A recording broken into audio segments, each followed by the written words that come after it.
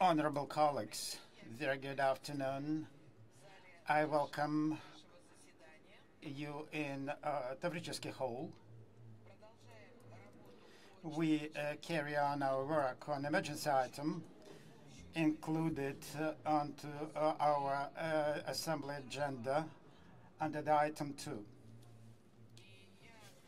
Now, I would like to give the floor to Ms.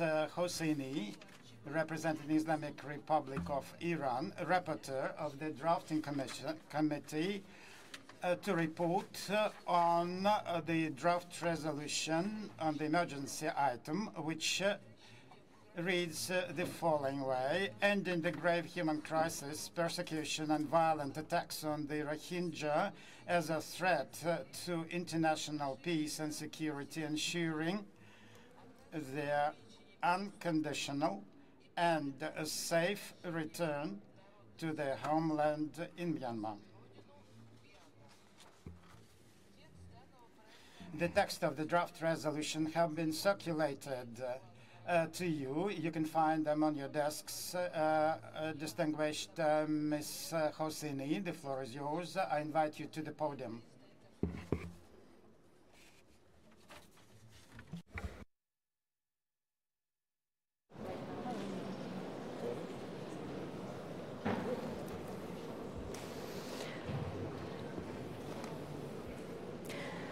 Bismillahir-Rahmanir-Rahim. I'm here this afternoon to inform you of the outcome of deliberations of the drafting committee on the emergency item resolution, which met in the afternoon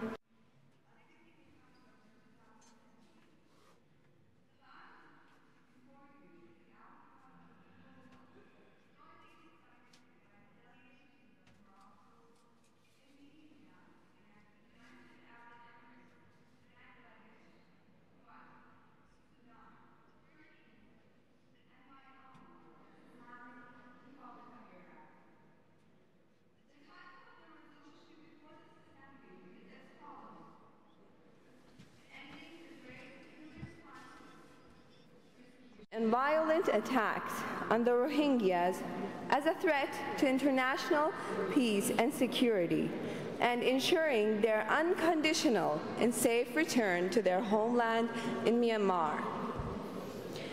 The plenary debate held earlier on the same day on the proposed emergency item resolution provided the opportunity for exchanges of genuine concern and the need for urgent action for the Rohingya people. Participants to the debate strongly condemned the violence and called on the government of Myanmar to protect the human rights of all people in Myanmar. They also called on the government to allow immediate access and humanitarian aid to the affected areas. Many participants called on the international community to take swift action to alleviate the suffering of the people and to facilitate safe return of the Rohingya refugees to their homes. The delegations represented on the drafting committee were those of Australia, Bangladesh, Benin, Canada, Mexico, Morocco, Slovenia, Sudan, and my own, the Islamic Republic of Iran. The result of our drafting committee deliberations, Madam Chair, is a resolution that reflects the genuine alarm of the world parliamentary community and its wish to urgently stop the suffering of the Rohingya people.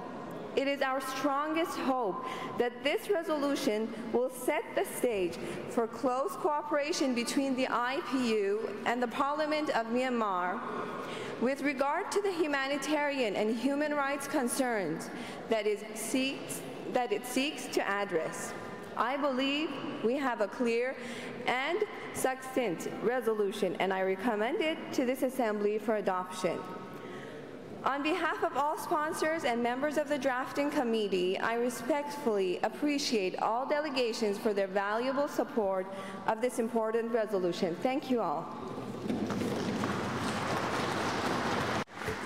Thank you very much, Mr.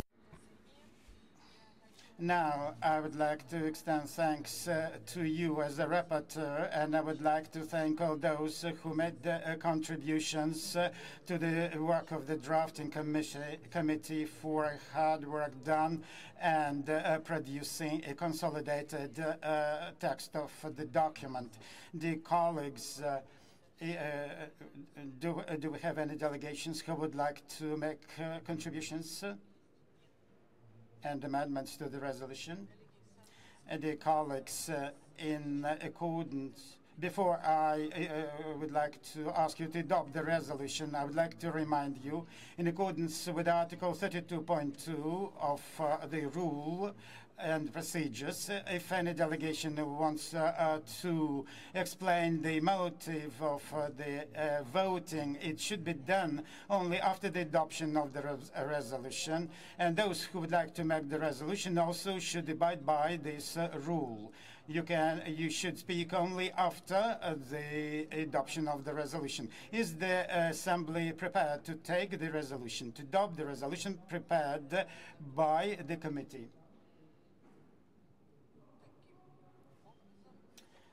So it is decided that the resolution is adopted.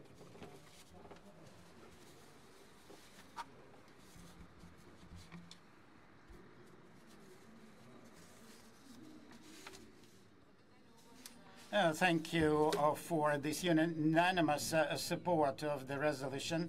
The colleagues, the resolution is adopted. Are there any delegations who would like to take the floor?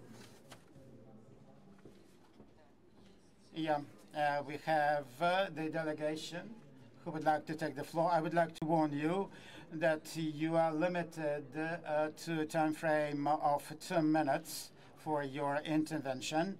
The resolution has been adopted by the Assembly. Therefore, all the interventions could only explain the motivation or make a reservation. Those who would like to speak, please raise your hands. Myanmar, the floor is yours. I'm taking the floor to explain my delegation's position on the draft resolution contained in document A/137/2-P.15. In our view, some of the expression like ethnic cleansing, fact-finding mission, and safe zones, together with other strong demands in different paragraphs of the draft resolution, are further away from the reality on the ground. Inflaming the recent humanitarian situation is counterproductive and shall not help to resolve the current Herculean task at hand. We need more time and space to overcome the humanitarian situation in Rakhine with kind understanding and assistance by the international communities. That is why my delegation disassociates itself from the letters and spirit of the draft resolution as a whole. I thank you, Mr. President. Спасибо большое. Thank you very much. Next speaker, we have China.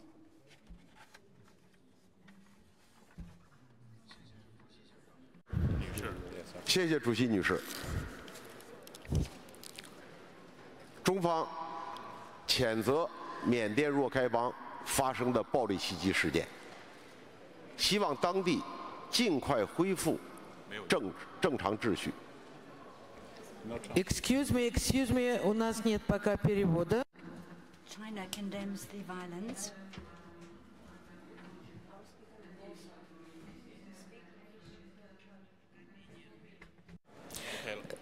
Sorry, we don't have interpretation from Chinese into Russian. So we took note of the statement made by Myanmar delegation. Do we have interpretation from Chinese into English?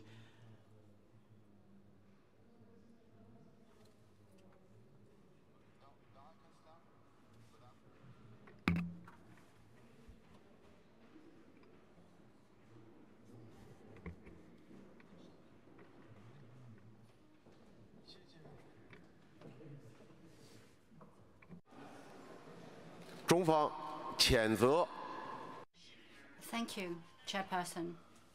China condemns the violence in Rakhine Conference and region in Myanmar. We hope that the situation will return to normal as early as possible in Myanmar. There are historic, ethnic, and religious factors which are highly complex and which were involved here.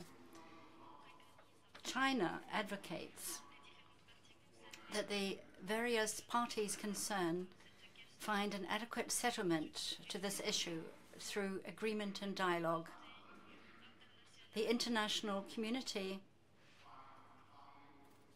must play a constructive role in order to bring peace back to the situation and to settle the problem. The international community must continue to encourage Myanmar to hold a dialogue with Bangladesh in order adequately to settle the problem of refugees from Myanmar to Bangladesh.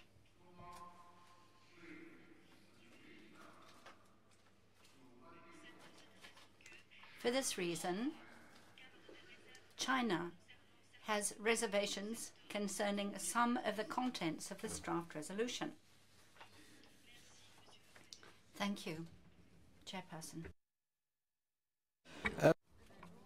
Thank you very much for your information. We took note of your reservation. Dear colleagues, we have no other delegations who would like to take the floor. Now, I would like to thank all the speakers, and with regard to all the reservations, we adopted the resolutions on the basis of consensus. Dear colleagues,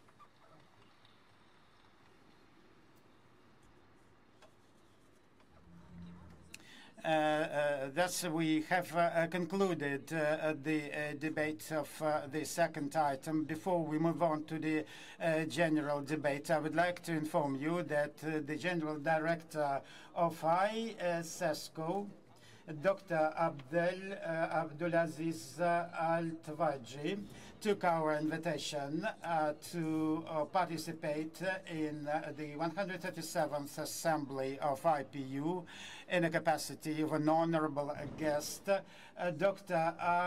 Al-Twaji is renowned in the whole world as an authoritative expert.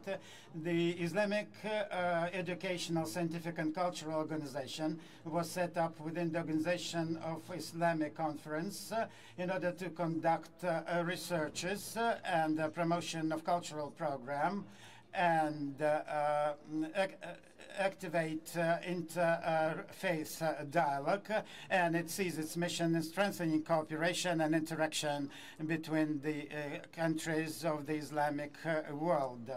Dr. Al-Twaji is the author of many fundamental works. He participates in many Islamic fora as a scientist, a writer, and researcher. Now, with pleasure, I give the floor to Dr. Abdulaziz Al-Twaji, Director General of ISESCO. Please, the floor is yours.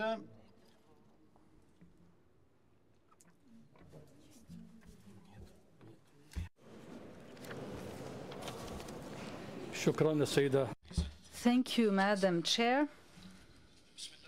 In the name of God, the merciful, the compassionate, Excellencies, ladies and gentlemen, it is my pleasure to address you today on the theme of promoting cultural pluralism and peace through ethnicities. Allow me first to thank Mr. Ilyas Umakanov, Deputy Chairman of the Council of the Federal Assembly of the Russian Federation, for inviting me to take part in this important meeting. I would like to address three key topics, namely cultural pluralism, dialogue among cultures, civilization, and followers of religions, and the impact of dialogue in the context of cultural pluralism on the establishment of world peace. Cultural pluralism is a constant feature of human societies in every time and place. People have different cultural orientations and backgrounds in the same way as they have different beliefs, races, and languages. Being a natural trait, difference generates pluralism in all aspects of life. Cultural diversity refers to the different ways communities and societies express their cultures. Cultural diversity has many forms of spiritual and interactive traits, and this shows their belonging to specific identities. When we go back to the International UNESCO Declaration on Cultural Diversity adopted by the 31st session of UNESCO General Conference, we see accurate explanations of the concept of cultural pluralism with different identities. It is a cultural diversity and heritage. It has many forms across time and space, and this diversity is embodied in the uniqueness of the identities of the groups and societies making up humankind.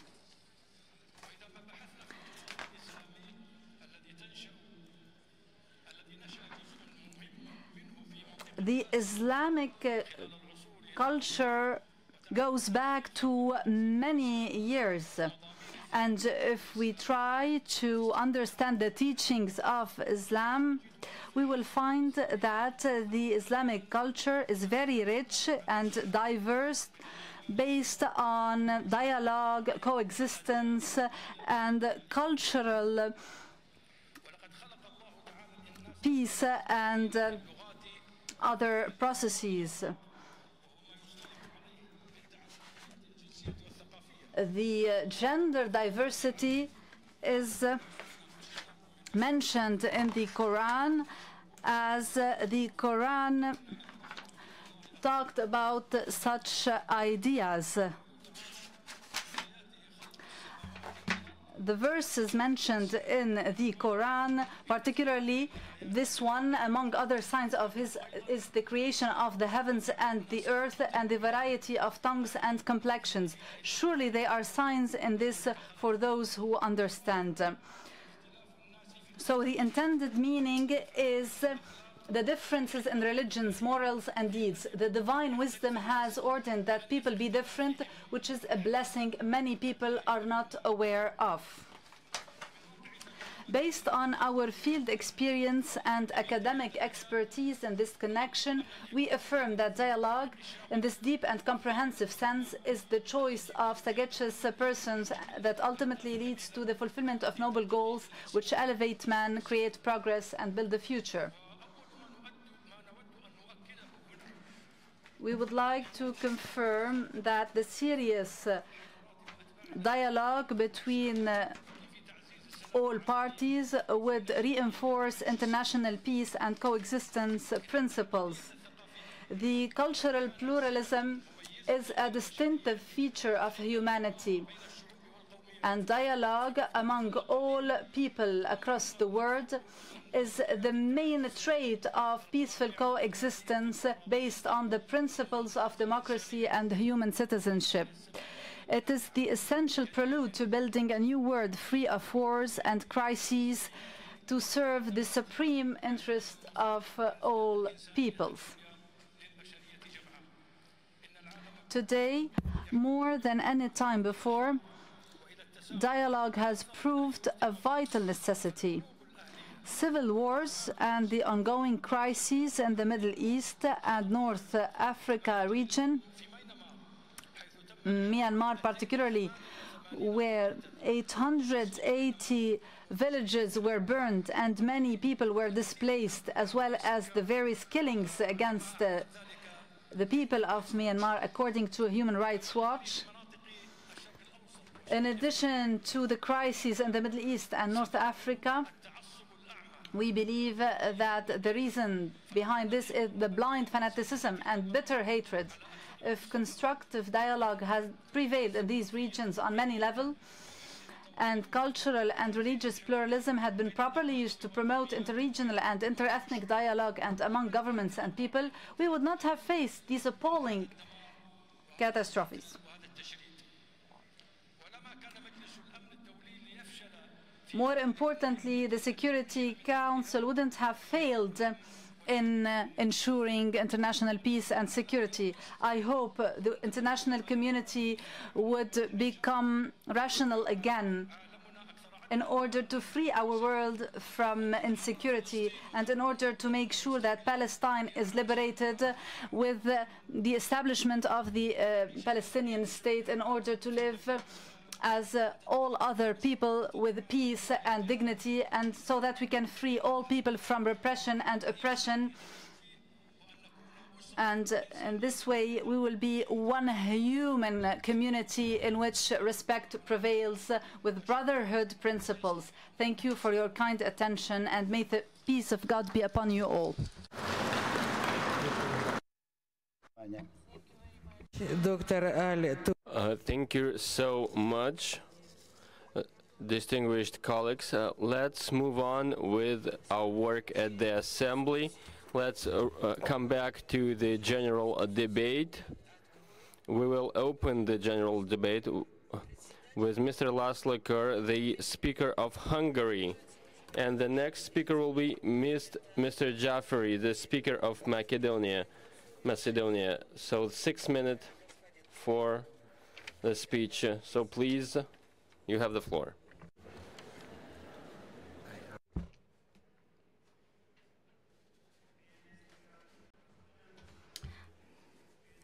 Distinguished colleagues, ladies and gentlemen, thank you for the floor. It is fair to conclude from the theme of our conference that we all see culture diversity as an asset. Culture diversity as such is inseparable from human identity, because human beings can interpret themselves in a community alone. Because of their very nature, human beings strive to either create communities that will provide security and protection to them, or they strive to integrate themselves into such a community. Human communities integrate through a shared culture, part of which is the shared religion. And this shared culture becomes the foundation for and the primary factor determining the personality and identity of each member of community. Protecting cultural diversity means the protection of men's fundamental rights, the right of upholding their identity and natural communities. Our culture gives us our values and awakens our consciousness of them. It is through these values that we are able to interpret the world around us and are able to identify our own place and role in it. Without this consciousness of our own values, we will be unable to recognize, advocate, and defend our interests. In terms of the preservation of their culture, human beings and their communities are threatened from two directions. One threat stems from the reflex of self-defense embedded in every culture. When encountering with other countries, this may be coupled with the demand for exclusivity and expansion, and this has indeed resulted in a multitude of conflicts. The other threat is recent. It is the intention to rob humans of their culture, identity, and communities, using technical tools and mechanisms of unprecedented efficacy to shape their consciousness, so that exposed and helpless as they are without the protection of the above, they could be degraded and manipulated into mere economic units. By the second decade of the 21st century, dear ladies and gentlemen, it is becoming increasingly obvious that the danger of disappearance or dissolution does not only threaten minority cultures subjected to or living by side with dominant ones, which is ethnic or religious groups living the life of minorities in various state frameworks. Today's self-certain majorities inclined to abuse their dominant position vis-à-vis minorities are also threatened. Let us remember those who increasingly blatantly question the legitimacy of nations, religions, and the different cultures, those who wish to dissolve the sovereignty of nation-states in an array of world governance structures, have been using the historically endless conflicts between cultures, religions, and ethnic groups as their primary argument. Therefore, if we feel that we do not have a good enough reason for a dialogue today, when we wish to advocate humanness, tolerance, a joint stance in the face of global challenges, let us remember that we have one more reason to cooperate, the threat that we are all facing, intentions and the power of the by now global networks of secretive power centers. Distinguished ladies and gentlemen, the phenomenon I'm referring to is the most recent manifestation of the conflict between, on the one hand, state power of democratic legitimacy mandated by communities of the same culture and private power centers lacking a community mandate by relying on the power of money on the other. We can all witness this process in our day, and what is new is not the conflict itself but the disruption of the balance of power. By now, private power centers have arrived at a level of resource concentration and network building when they enjoy a decisive supremacy against most states in the world. As yet, however, there are still serious roadblocks barring private power centers from achieving victory over the legitimate state. One of the most important of these impediments is the natural desire of man to exercise control over their own fate and the fate of their communities. And this is the desire that in the past 2 centuries brought to life the various forms and degrees of democracy. As long as a community exists, it finds it difficult to tolerate when decision-making over its own affairs is shifted to the far distance, into the hands of others. This is why we are witnessing today how private power centers are trying to disintegrate not just the democratic structures created by communities, but also how these communities themselves are the targets of similar ill-intended challenges, along with all their components. We cannot blind our eyes to the fact that in the brave new world of the 21st century, in addition to cultural diversity, even the shared civilization foundations for these diverse cultures are threatened. Dear colleagues, the short time frame prevents me from explaining my position that the wave of illegal migration afflicting Europe today is also a part in the war waged by private powers against cultures. I only wish to say that the migrants are themselves the victims of a manipulation mechanism, just as the same is true for the members of host societies wishing to preserve the natural fabric of their own culture. Ruthlessness is the shared fate in store for both these groups. Dear colleagues, it is true that we politicians are not the sole perpetrators causing the conflicts in the world today, but we must certainly bear the primary responsibility for their occurrence as well as for their solution. All this is happening in an age and in a situation in which the real battle is no longer fought among different cultures, ethnic groups and religions with different sets of values. The real battle is fought between those defending their traditions, faith, values, and the nihilists who deny that any of these things have a right to exist. We must be prepared for a dialogue, but also for cooperation. We must be able to see the natural diversity in our countries and in the regions surrounding us as resources that support us, rather than as obstacles in the way for the prosperity of our own community. We must strive to act in fairness rather than strive to achieve exclusivity for our own community. It is the future of our children and grandchildren that's at stake. Thank you very much for your attention. Thank you very much, Mr. Köver. Thank you so much. And now invite Mr. Jaffery from Macedonia. And the next speaker will be Madam Bustreo.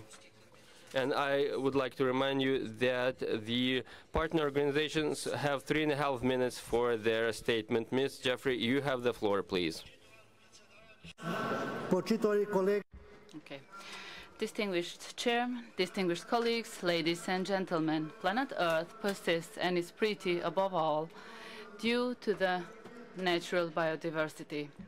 I personally believe that the ethnic, cultural, linguistic, and religious diversity, in other words, differences that create and move the human civilization, are of equal importance for the survival of the planet. It is a fact that today's civilization developments in all areas, from technology to art, is based on the cultural, ethnic, and linguistic diversity.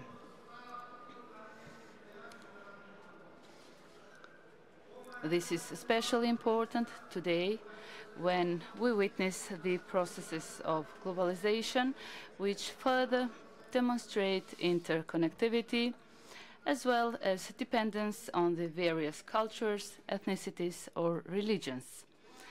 This interconnectivity is demonstrated through various forms. Nevertheless, unfortunately, we face a particular contradiction in this aspect. On one hand, the respect of the cultural, ethnic, linguistic, or religious diversity and the overall inclusiveness thereof leads to development and welfare of each society, state, regionally, or globally. On the other hand, we witness that this cultural, ethnic, or religious diversity cause intolerance, xenophobia, and various forms of extremism focused to the others, to the different. I do not need to underline that all of this jeopardizes the peace, which is an indivisible category. I believe that the reason for the clash between the different civilizations should not be sought in the cultural, ethnic, linguistic, or religious differences, but in the absence of dialogue among them.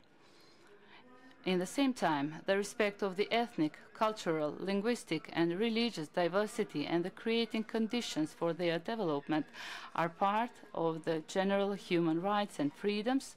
In other words, principles and standards embedded in many international acts and documents, starting with the UN Charter, to the Universal Declaration of Human Rights, to the UNESCO Convention on the protection and promotion of the diversity of cultural expressions, and so on. These international documents become part of the national legal system of the member states of the United Nations once they are ratified. That is why our association has debated this topic, and numerous documents and declarations that refer to this topic have been adopted, among which is the declaration from the IPU Assembly in Quebec in 2012. As I have mentioned, the primary mechanisms to surpass the possible misunderstandings or appearance of intolerance, xenophobia, and extremism should be the dialogue, and the location for resolution of the problems are, above all, the Parliament, considering its three primary functions: the legislative, representative, and oversight function. Distinguished friends, my state, the Republic of Macedonia, today builds a true multicultural, multi-ethnic, and multi-confessional society, where the inclusiveness of the differences creates economic, social, and cultural development of each individual and each ethnic community. In 2001, we were at the edge of a civil war between the biggest ethnic communities, and with the assistance of our international friends and through dialogue, we managed to avoid larger war clashes, which could have tragic consequences for all the citizens. Let us not forget that in our region, known as Western Balkan, the intolerance and attempts to impose exclusivity of one ethnic community over the other, of one culture over the other, as well as spreading the religious impatience, led to big war clashes after the dissolution of former Yugoslavia, inflicting wounds that are painful even today. Let me clarify: the exclusiveness and the mildly said intolerance to the other, to the different, was not connected to a particular ethnic community, rather to political elites.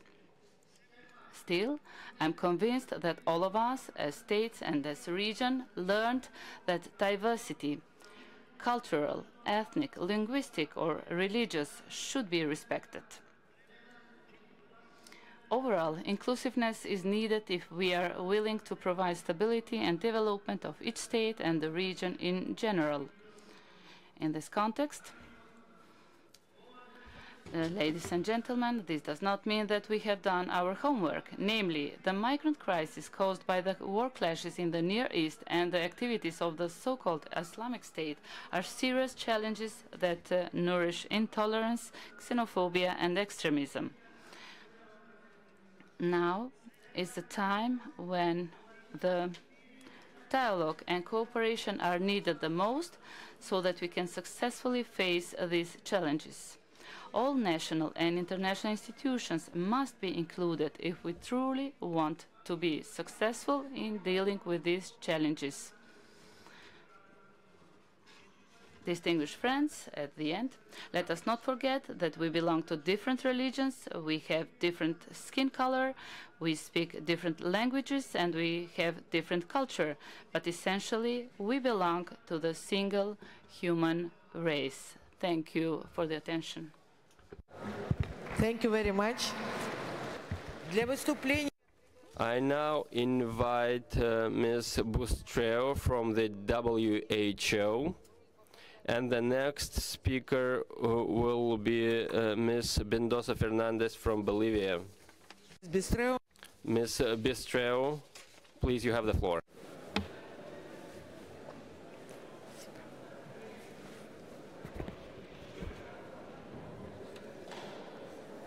Honorable Chairperson, Madam Matvienko, Distinguished President Chowdhury, Honorable Members of Parliament, it's truly with great honor and pleasure that I take the floor to address one more this Assembly as part of the long-standing collaboration that we have between the World Health Organization and the Inter-Parliamentary Union.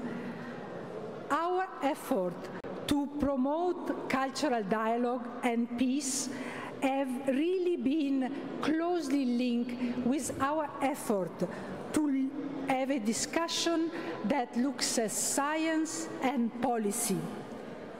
We at the World Health Organization strongly believe that science and policy are an important part of the dialogue that you are having these days. And in these years, we have been very effective, and you have been very effective, in looking especially at the issues of policy and science to what concerns health of the people, and particularly women, children, and adolescent health, and especially the health of those people that live in emergency setting, as you have just discussed with the special case of Rohingya as your emergency item. I like to stress to this August audience that the health of women, children, and adolescents still remain a strong priority for us at the World Health Organization, because these are the population that are most vulnerable and that are not covered by universal health coverage. Just a few data to remind you: 1.2 million adolescents that die every year. Road traffic injuries are the primary causes, but also half of all the mental health disorder, they actually start by age 14. And therefore, this is a particularly important window. But then again, particularly adolescent girls are especially vulnerable. Around 1 million girls that is below age of 15 give birth. These are children giving life to other children. They are not biologically or physiologically prepared to do so.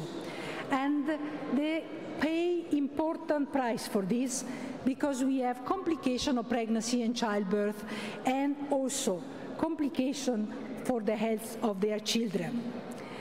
And the work that you and we together have done on the law that prevents child marriage has been instrumental and very, very important.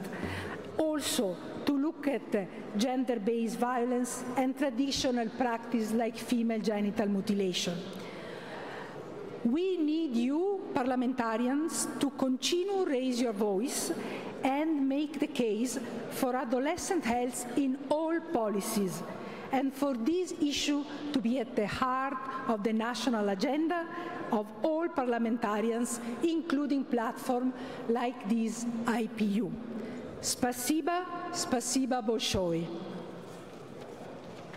Thank you very much.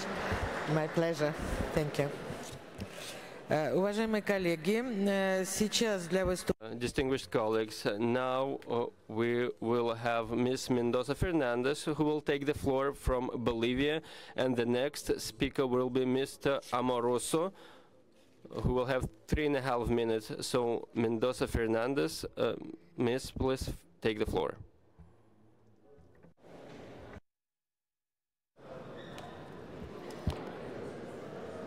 Muchas gracias. Thank you very much indeed. And at the outset, I would like to pay tribute to the President of the Assembly, and indeed warm greetings to all of the parliamentarians, to the IPU President. And at this point, I'd just like to say what an honor it is for me to take the floor of this Assembly. On the 12th of October, we realized that 500 years had passed since the colonial invasion, the genocide of a number of peoples, the pillaging of our Mother Earth,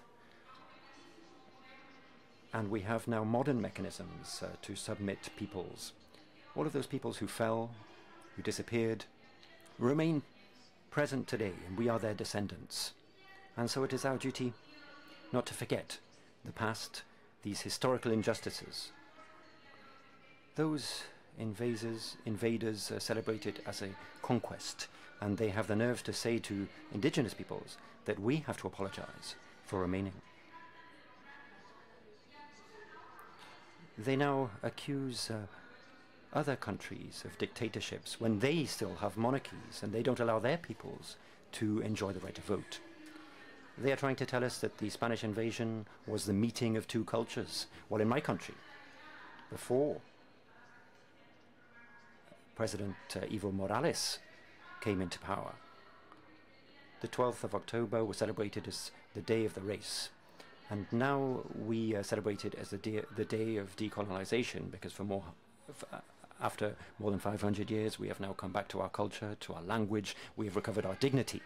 And I think it's worth mentioning those aspects, because those mechanisms of discrimination, the mechanisms to submit our peoples, continued for a long time, and being indigenous in Latin America was reason for discrimination, to be submitted into poverty. And President, instead of coming up with formulas and ways of describing that, I will talk about how in Bolivia we are now building a country in which diversity and cultural pluralism, and indeed social and economic pluralism, are celebrated.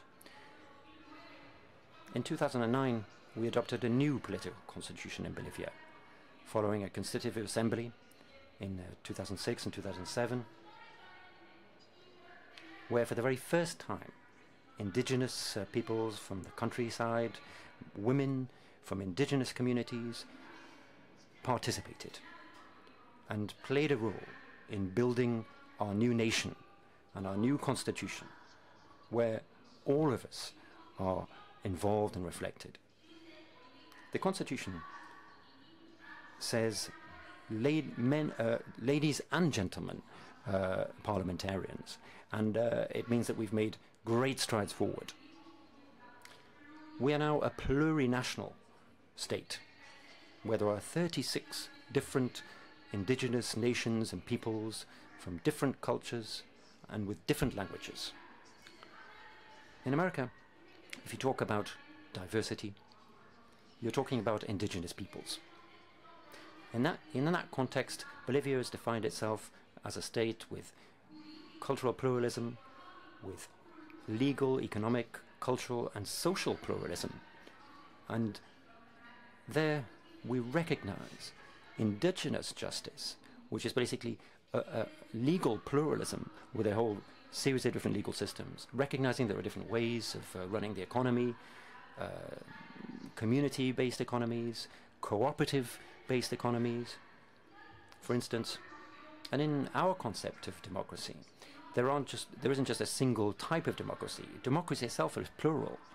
We talk about participatory democracy, inclusive, representative, direct and community-based democracy.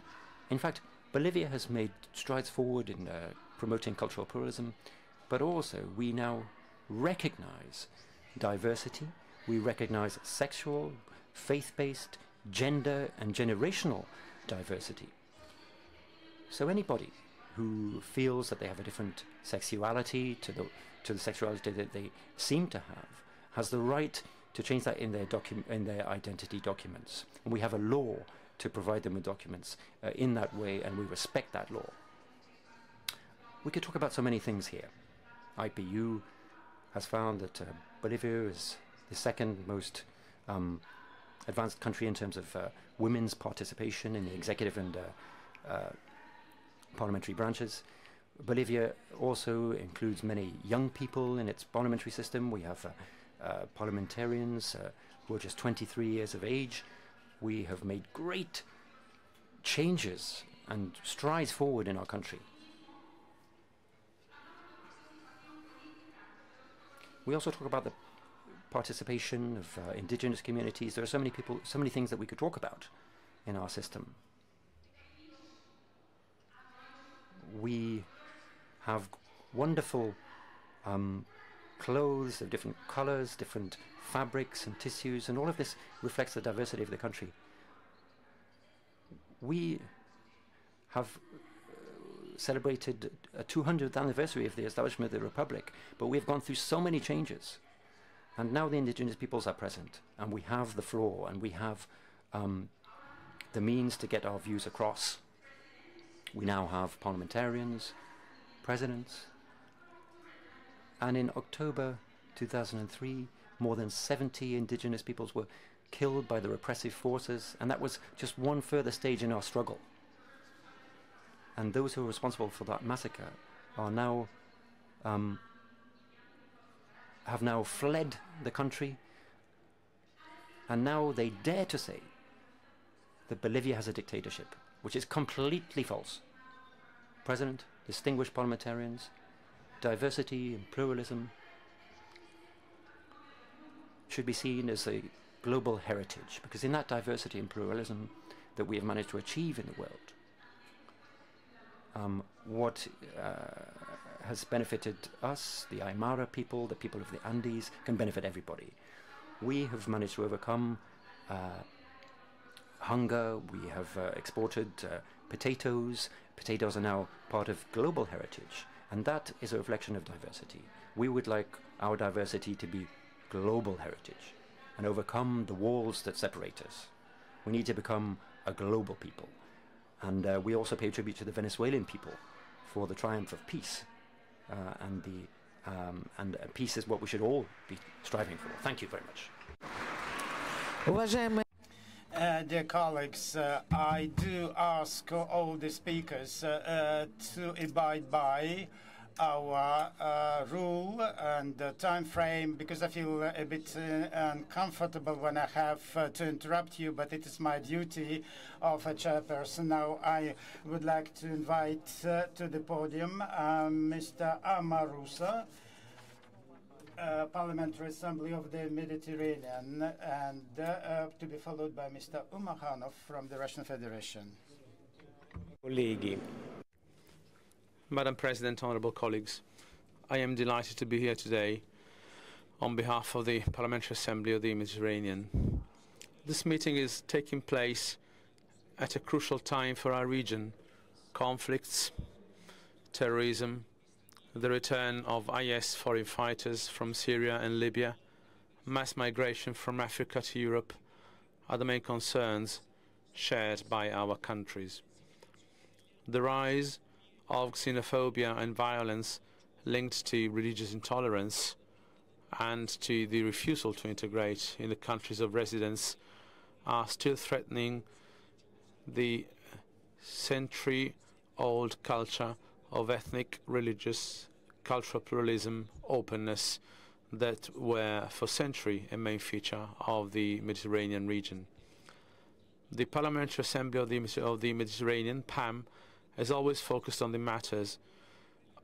In Rome, we recently organized a conference on dialogue among cultures and religions and the role of education in the fight against violent extremism and terrorism. The event enabled MPs from several countries to exchange good practices on religious pluralism and to study freedom of worship and religious coexistence in the Mediterranean. We focused on the Moroccan model, most notably the training of imams in Morocco. And soon after the meeting, the Parliament of Morocco received a PAM delegation which met with the highest religious and political authorities of the kingdom. During this visit, the Italian parliamentary delegation requested on behalf of the Italian government to collaborate with Rabat and with the Ulema school in order to certify imams operating in Italy, which has already been done in several European and African countries. In PAM, we know that interreligious and intercultural dialogue can only happen if fundamental values such as democracy, respect for human dignity, and the rule of law are protected and ensured. We, members of Parliament, have the responsibility and duty to adopt such laws as are necessary to fight against hatred, discrimination, intolerance. These measures should comply with national and international commitments on human rights and asylum. PAM regularly organizes seminars for our members at the UN High Commissioners for Human Rights, for Refugees, and also at the Alliance of Civilizations in Geneva and the European Court in Strasbourg in order to increase our capability to act in the various circumstances where parliaments are in operation. In PAM, we believe that investing in the young and in education is of the utmost importance.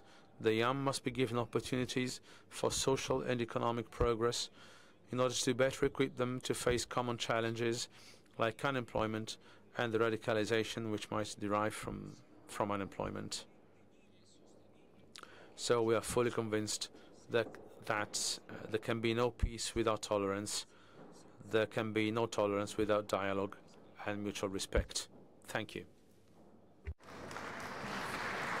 Yes, thank you very Thank you very much. Now, I would like to invite to the podium Mr. Umakhan from the Russian Federation, Vice Chairperson of the Upper House of the Russian Parliament. Yes, the floor is yours, to be followed by Yedem Suren from Mongolia.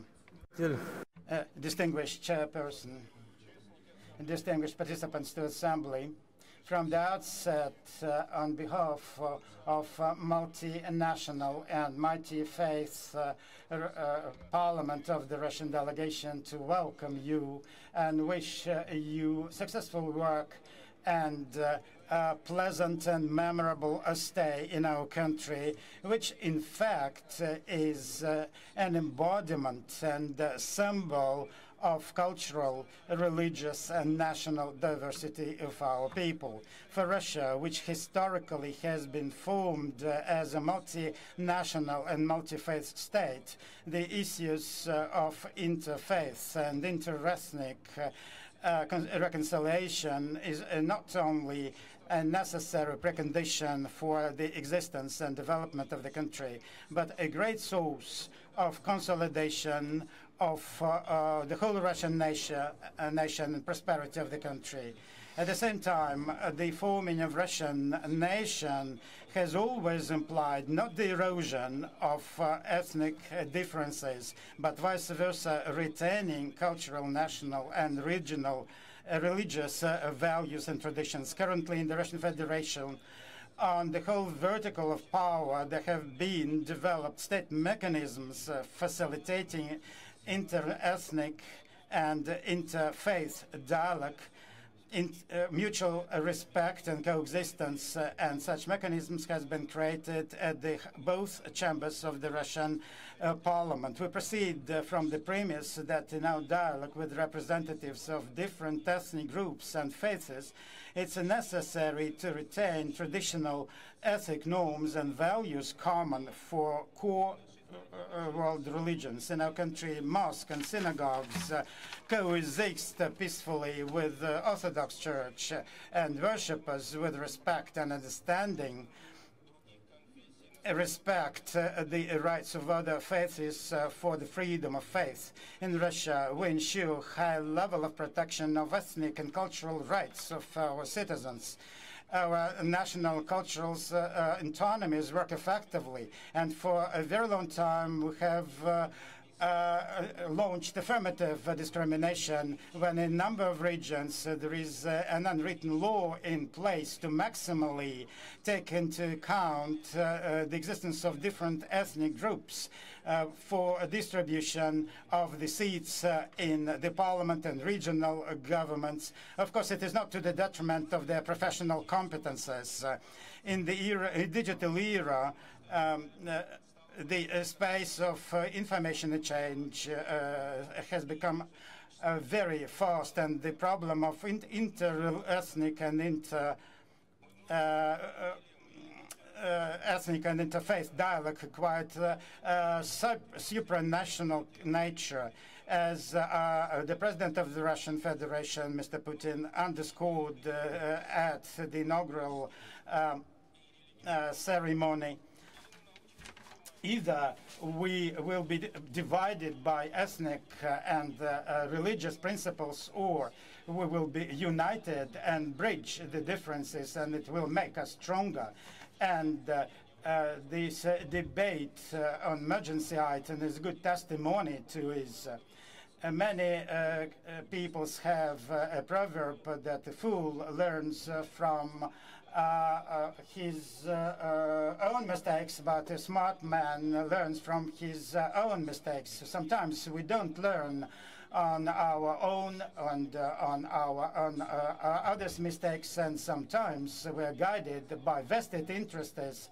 For example, the notorious Ukrainian education law, on which some days ago Parsa adopted, condemning a revolution, is cynically used for discrimination of national minorities and deliberate undermining of global values of diversity and tolerance enshrined in international conventions and charters.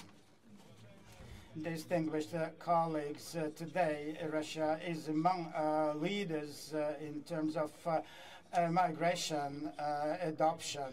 And for us, it is very much important to maintain stable and peaceful relations with the leaders of different religions. And this has been done for decades. It's so-called social capital that takes time to earn, but it can be wasted if you sacrifices for the sake of political ambitions.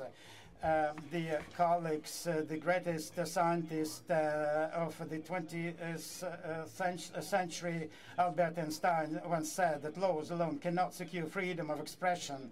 In order that every man present his views without penalty, there must be spirit of tolerance in the entire population. I would like to express hope that our joint work will strengthen the spirit of tolerance, the spirit of constructive and equal cooperation, and genuine culture of inter-parliamentary dialogue. Thank you for your attention. Thank you, Mr. Umakhanov. Now I invite for our intervention Mr. Aryan Soem from Mongolia, to be followed by Mr. González Ulloa.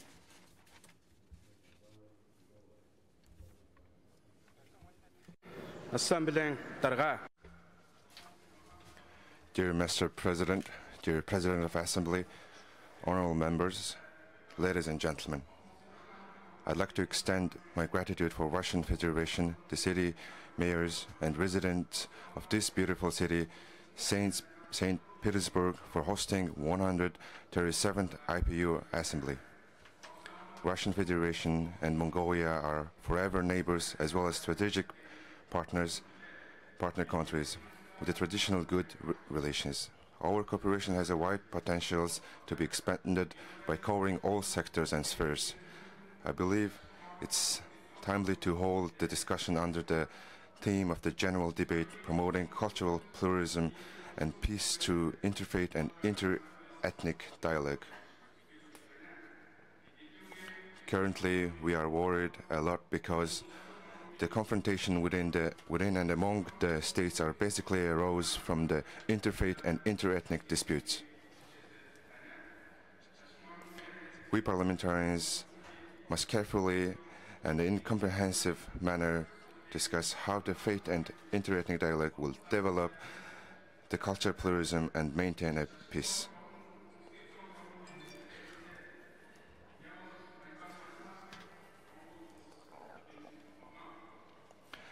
It's my pleasure to inform that the protection of the basic rights of the national minority and respect to their traditional religion and culture are the essential parts of our country's policy. Therefore, Mongolia will promote any initiatives towards conducting interfaith and inter-ethnic dialogue. In recent years, we are hearing a lot about the occurrences that the ordinary civilians are affected by the war which caused by the local confrontations among the state itself. As a result, many people have to leave their home and live in other places. It's becoming clear that the destiny of million people leaving their homes and scrapping abroad as immigrants is connected with the diversities in their religion and cultures. Such a situation creates humanitarian crisis in many parts of the world and poses a huge risk of human life at an unprecedented level. Therefore, it's important to keep in mind that religious and cultural activists are always on the lookout for continuation of the talks and dialogues on peace and harmony, involving academic, civil society, and state institutions, including the IPU, will be of great significance to the international community's efforts to inform and make the public understand correctly about many facing challenges and to coordinate the humanitarian crisis.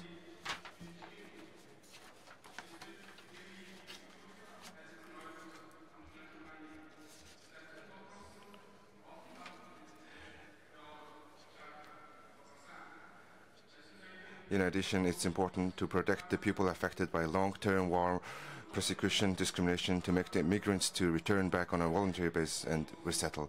It's also important to create a dialogue based on mutual understanding and cooperation in order to strengthen the solidarity against any aggregation to be committed on the name of religious and the promotion of the cultural religious diversities.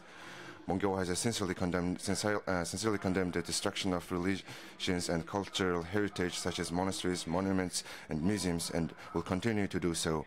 And we urge other countries to support any efforts aiming to effective conservation of these cultural treasures. Dear parliamentarians, in 2017, Mongolia is making the 55th anniversary of being involved to IPU as a member.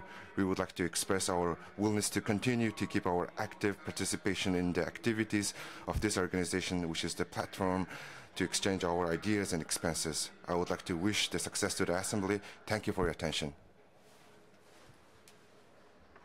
Thank you very much. Thank you very much indeed. I would like to apologize before you because my agenda is very busy. I have to be present at other events, and I would like to ask Mr. Amana Aziz Omri from Morocco to replace me in chairperson's chair. And now I would like to give the floor to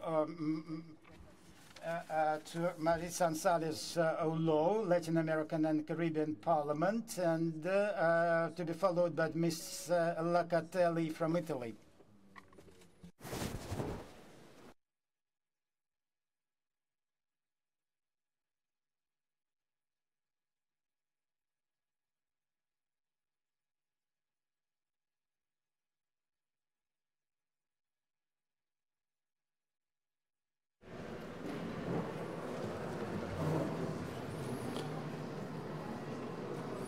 Señor Presidente, colega.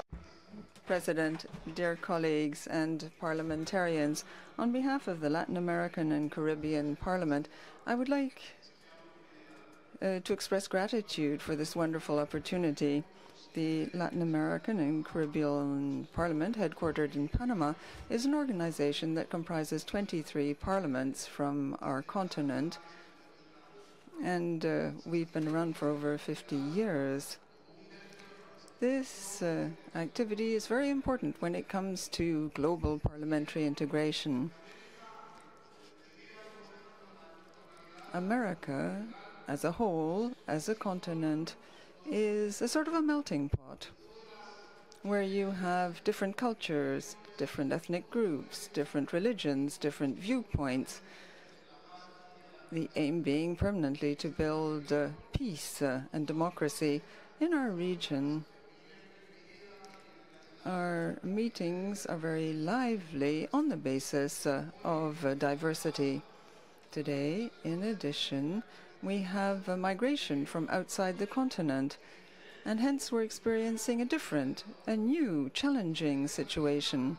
Latin America and the Caribbean have basically been characterized in the past few decades by intracontinental migration, contrary to what has been referred to so far at this assembly. From Africa, we had large numbers of people who migrated and who brought to our lands their viewpoints and their customs. This is very enriching for all concerned. Speaking of integration and speaking of dialogue, for the Latin American Parliament is a standard. It's our custom. It's our ongoing practice. In my case, I am from Costa Rica, a country where peace is part and parcel of our way of being. A country which decided unilaterally not to have an army. A country which has promoted the treaty against nuclear weapons, a country which has promoted the treaty to regulate trafficking in arms. The Latin American Parliament and countries like Costa Rica have very compatible and consistent views and opinions in terms of the IPU as set out in this august forum. Thank you very much for this opportunity. Indeed, this is a wonderful opportunity, a very challenging one when it comes to sowing the seeds of hope, aspirations. Look at us all from different nations, from different religions, from different standpoints, yet we have met together on the basis of dialogue, thanks to inter-parliamentary relationships. Dear colleagues, let us endeavor to ensure that around the world we come together, we ally ourselves, and hence we must unite our action and our will, we who represent the peoples. Often people say that differences predominate, and sometimes we accept this. However, what we need to do is to be very clear-sighted and enlightened and make sure that there is cohesion, interaction and dialogue, as we have said often at this assembly. Peace can only be achieved through dialogue. Never will it be achieved through cannons, through weapons, through violence, intolerance, as we often see. Thank you. Merci. Thank you. I now give the floor to Italy, who will be followed by the Central African Republic.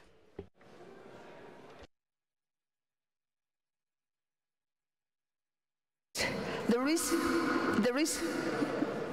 recently celebrated National Day of the Girl's Child on 11 October is to remind us of the needs and challenges girls face to promote their empowerment and fulfill their human rights. Unfortunately, the rights of millions of girls continue to be violated in too many regions in the world. The awful practice of female genital mutilation and child early and forced marriages continue, and in some countries these practices are even on the rise, even spreading in countries and communities that have never known these practices before, including Europe.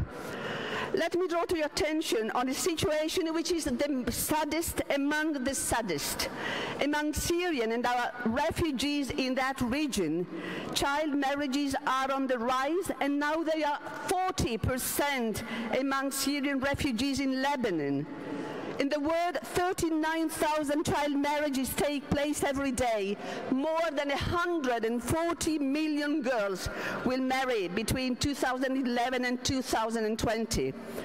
These awful practices take place in Europe and also in Italy, my country, as people on the move bring with themselves cultures, traditions, social norms, which sometimes becomes weaker and weaker, but sometimes, on the contrary, they become a matter of identity assertion, so they become stronger. These practices are imposed on girls and adolescents, but the consequences affect them for their entire life. 1 million girls under 15 give birth every year, most in low and middle-income countries. Every year, some 3 million girls aged 15 to 19 undergo unsafe abortions. But achieving gender equality and the empowerment of women and girls is among the goals of Sustainable Development Agenda 2030, and zero tolerance to female genital mutilation and child marriages is a must for all of us.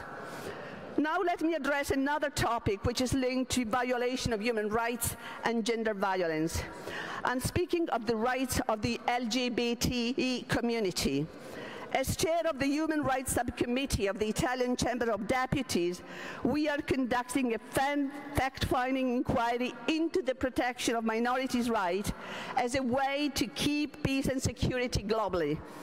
Our activity includes meeting both with the victims of human rights violation and with human rights defenders. And last July, we heard a representative of the Russian LGBT network who discussed the discrimination and also persecution faced by the LGBT community in the Russian Federation, in particular the current event in the Chechenian Republic, which, as a federal state of Russia, shares with the latter its obligation under the European Convention on Human Rights. In Russia, discriminations or also forms of persecution of the LGBT community consist in fines and social isolation for propaganda to underage. But there is a clear expression of a homophobic culture. When this is played out in a context of violent repression towards any form of deviation from the dominant class and mentality, persecution can have extreme and devastating consequences. During the hearing in Rome, the representative of the Russian LGBT network provided us with direct and indirect accounts citing sources, which I can provide.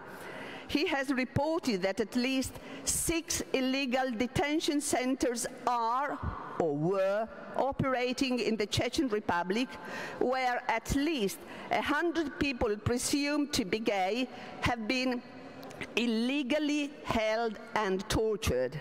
At least 6 people died as a consequence of persecution by Chechen authorities, but a journalist told Huffington Post Italy that the number of victims may be as high as 50.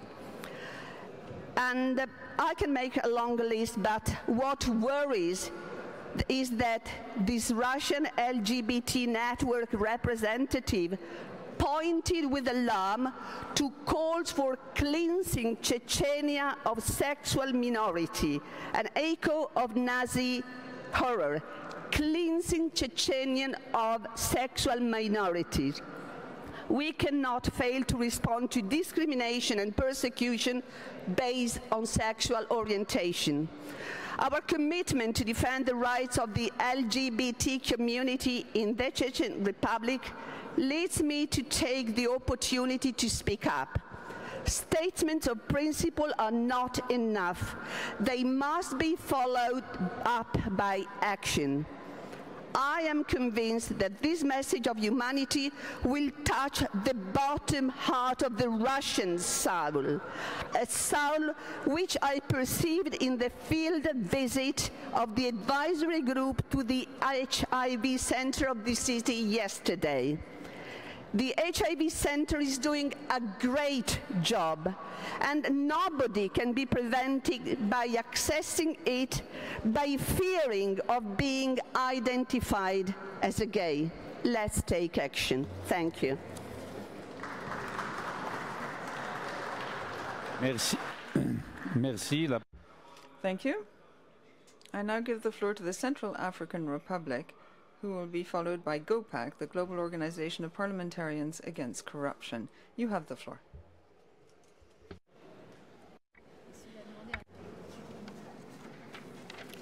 Monsieur le Président. President, dear colleagues, ladies and gentlemen, fellow parliamentarians, the wave of xenophobia, tribalism, leads to discrimination against all sectors of the population. This gives rise to violence and leads to inter-ethnic war, or a war of religions, with all the dramatic consequences that one can easily imagine. Any number of conflicts arise owing to misunderstanding. In fact, at present, in the African continent, there is a civil war, an endless one, bringing into play armed groups which either claim to be Muslim or Christian. What is the real state of affair? The Central African Republic is a huge area with 5 million inhabitants. We have a huge number of ethnic groups, 66% of Christians, 18% animists, and 15% Muslims. For over 4 years, this small country at the heart of Africa has gone through the worst moments in its history. It's seriously threatened in terms of national unity and integrity. Up until a recent past, there were never inter-community or inter-religious problems. The idea of being Christian or Muslim was not something that people referred to. The division of the Central African Republic into 2 opposed religious groups, Christians and Muslims, occurred recently with the advent of Silika. Owing to the marginalization of the northern area and Muslims in particular, Silika is a coalition of rebel groups. It comprises Muslims to the tune of 80%.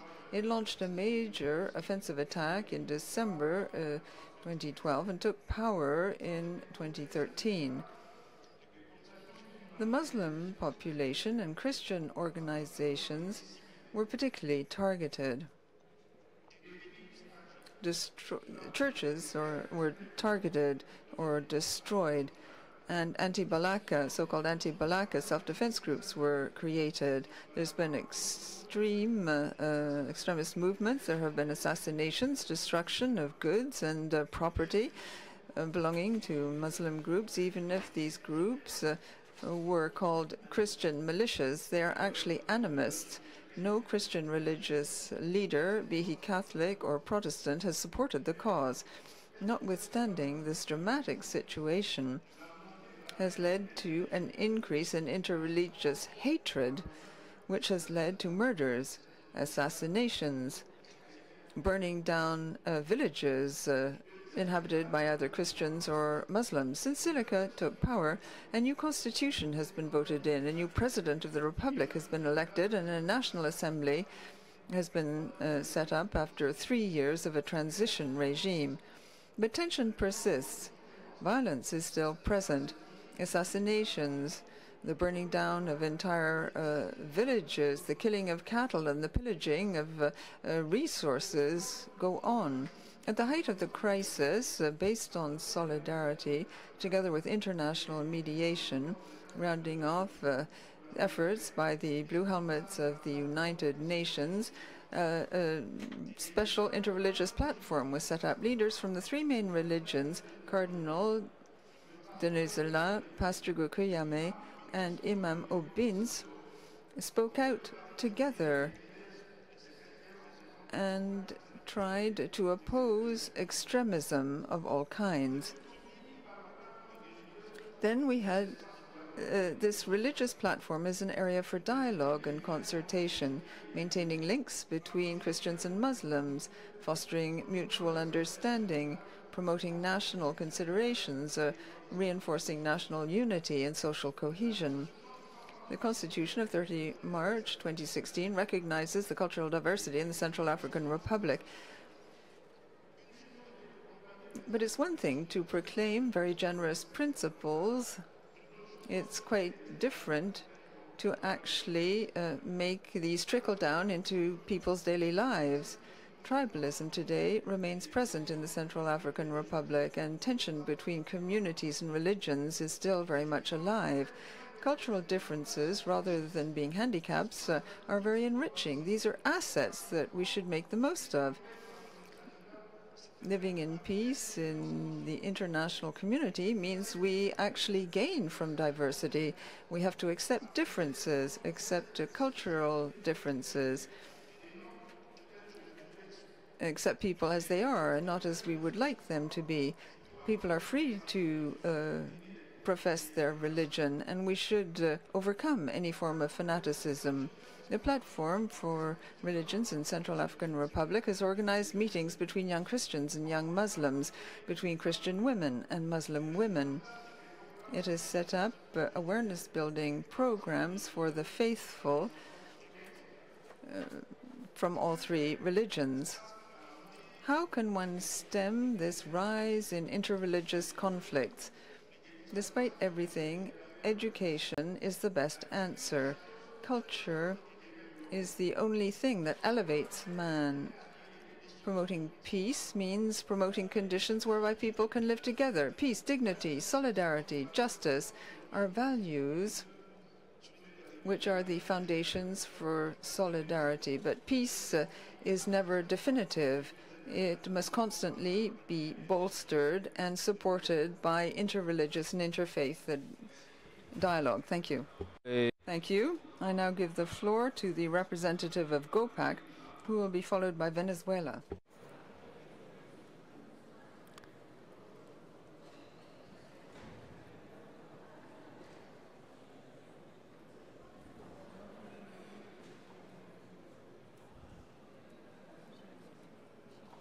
À vous la parole, madame.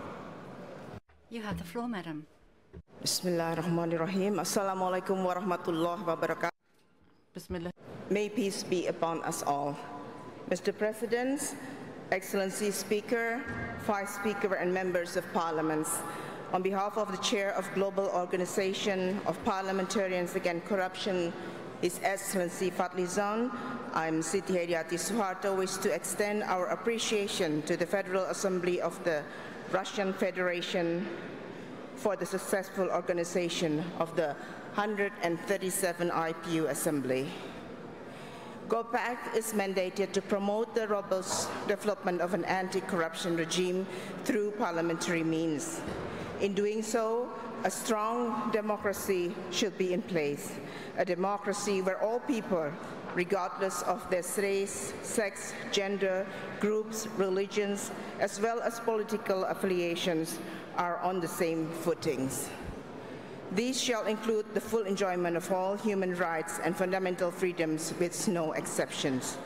In order to achieve this goal, a bridge of understanding among different groups of ethnicity, faith, and religion should be built. Distinguished delegates, the promotion of culture, religious values and principles, as well as norms of anti-corruption, good governance, and all aspects relevant to the establishment of a strong anti-corruption regime may serve as one of the fundamental bases for dialogue among people of different faiths, religions, cultures, and ethnics. Anti-corruption issues can strengthen this bridge of understanding. A country with strong recognition to pluralism will present more fair, balanced, aspirational, and transparent governance systems. According to the Institute for Economic and Peace, in a country with low level of corruption, the increase of corruptions will have less effect on peace. However, once a certain threshold is reached, a small increase in corruption can result in a large decrease of peace.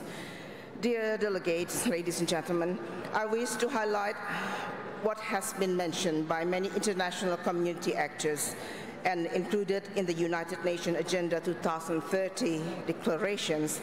There can be no sustainable development without peace, and there's no peace without sustainable development. This notion implies one thing, that we are working toward SDGs, in particular Goal 16, which dedicated to the promotion of peaceful and inclusive societies based on respect for human rights, the rule of law, and transparent, effective, and accountable institutions. We want our societies to be inclusive, to be available for all, no matter who they are and where they came from. We want our people, whoever they may be, can walk safely around the neighborhood without fear of discriminations, free from any hateful expression or opinion due to their origin, status, religions, or ethnicities. Most of all, we need our parliamentarians to stand by our side to defend our aspiration and to control those in power so that nothing can be corrupted nor hidden. We need our parliamentarians to be strong and fully aware to the global pledge of SDGs. It is within such awareness that we are championing the mainstreaming of SDGs into the work of parliaments and members of parliaments by developing a parliamentary handbook on the SDGs, a joint work with Islamic Development Bank, the UNDP, and GOPAC. The handbook sought to provide good practices and various parliamentary initiatives from all over the world, which may be useful for lessons learned in strengthening parliamentary roles in the implementation of SDGs. I wish to invite all parliamentarians and parliaments to make use of this handbook for the benefit of our people. As a conclusion, GOPAC highlights the notion of promoting cultural pluralism and peace by advancing anti-corruption discussion as the subject of dialogues of interfaith and inter-ethnic dialogue, as well as by generating more faith, religious, or ethnic leaders that can lead by example in combating corruption. Through such promotion, we are granting ourselves efforts to further prevent the negative impact of corruption. I thank you. Wassalamualaikum warahmatullahi wabarakatuh. Merci et aussi merci de. Thank you. I also thank you for respecting the time constraint. I now give the floor to Venezuela, to be followed by Australia.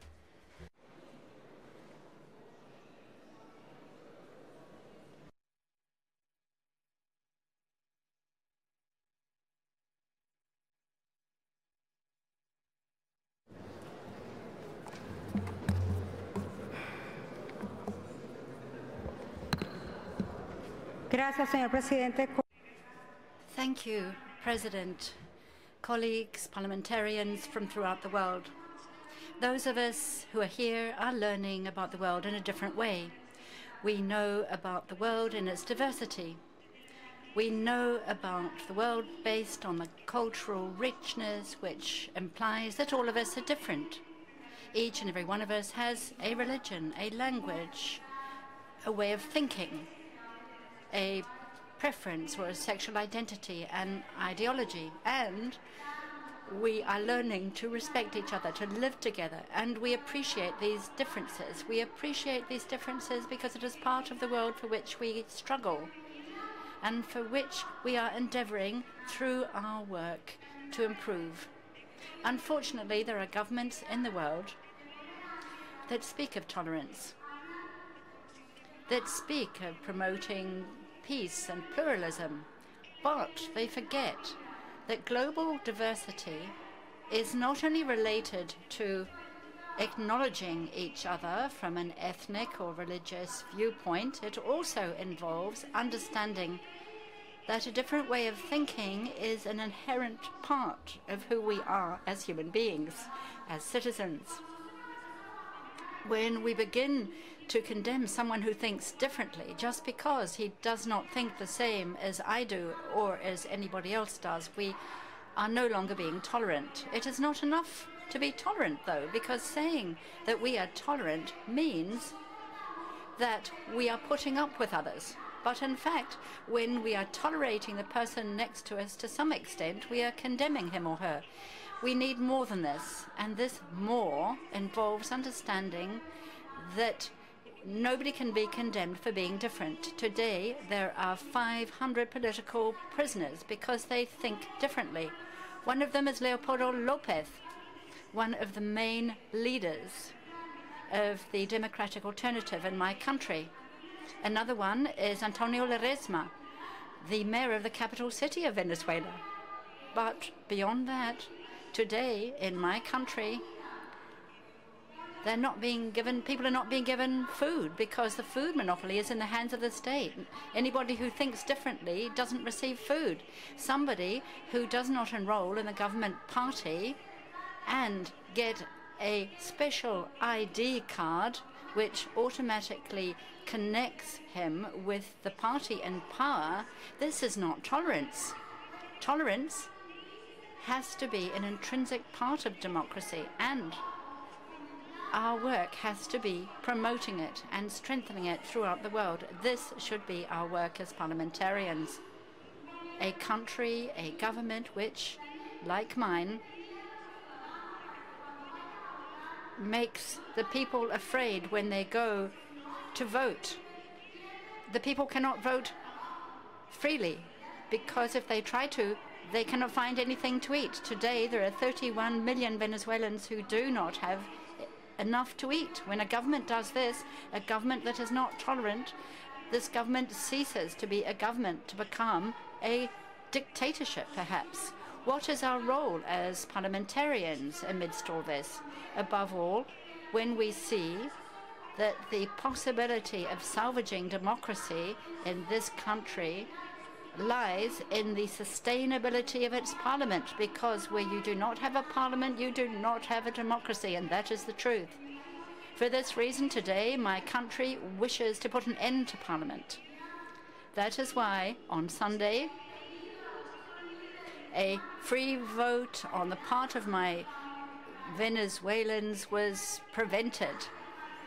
So tolerance is not there. There isn't a democracy. We're not the only country like this. We are obliged, however, to protect democracy and, consequently, to protect our parliaments.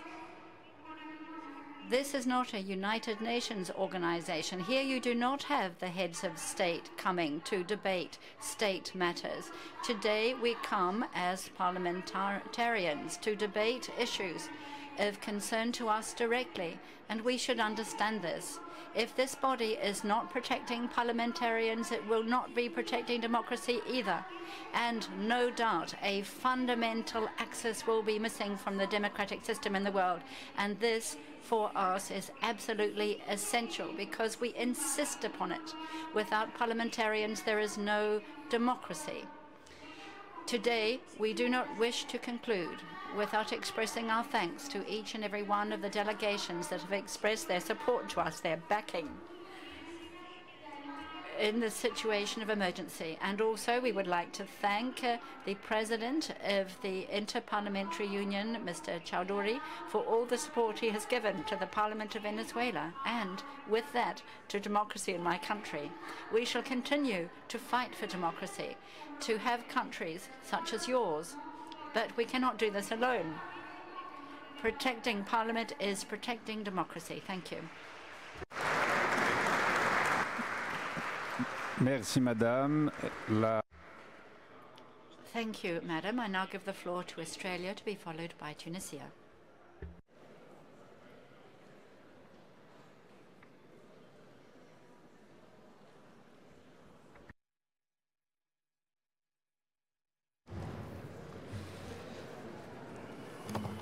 President of the Assembly and fellow parliamentarians.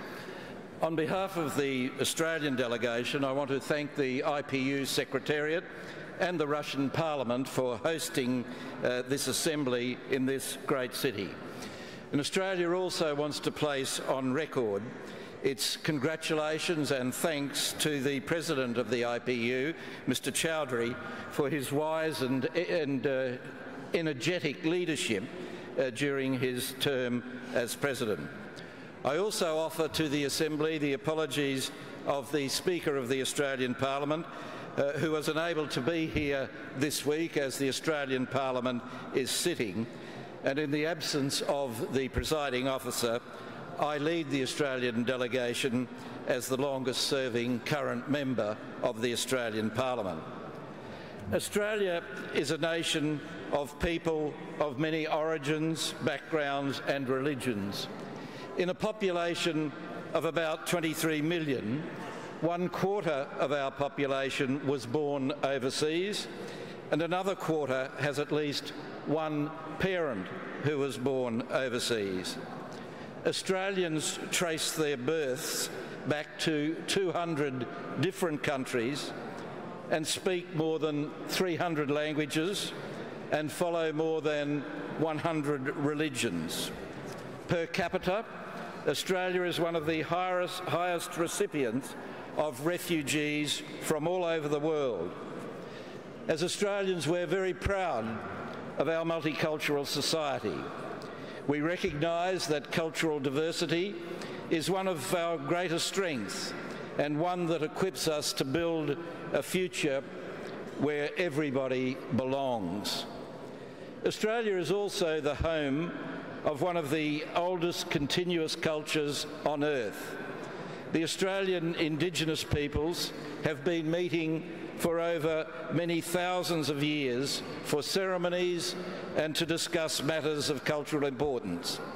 The Australian Parliament too, since its inauguration in 1901, has followed suit and debates and listens and decides. And I mention, after hearing the previous speaker, that we are also somewhat unique in that we have not experienced war on our soil, nor have we ever had any major insurrection in our country. So these characteristics in our multicultural society make us unique, and they enrich our country. Whilst we recognise that we can always do better, we have achieved much. And as parliamentarians, we can do much to help build an inclusive and cohesive society. Political leaders can influence community members towards culturally and religiously diverse communities. Members of Parliament can use the parliamentary forums to report to the nation on the many achievements of the communities that they represent. In Australia, racism, vilification and any form of discrimination is illegal, and those who incite racial hatred commit criminal offences. The current Australian Parliament includes Indigenous voices in both Houses of Parliament.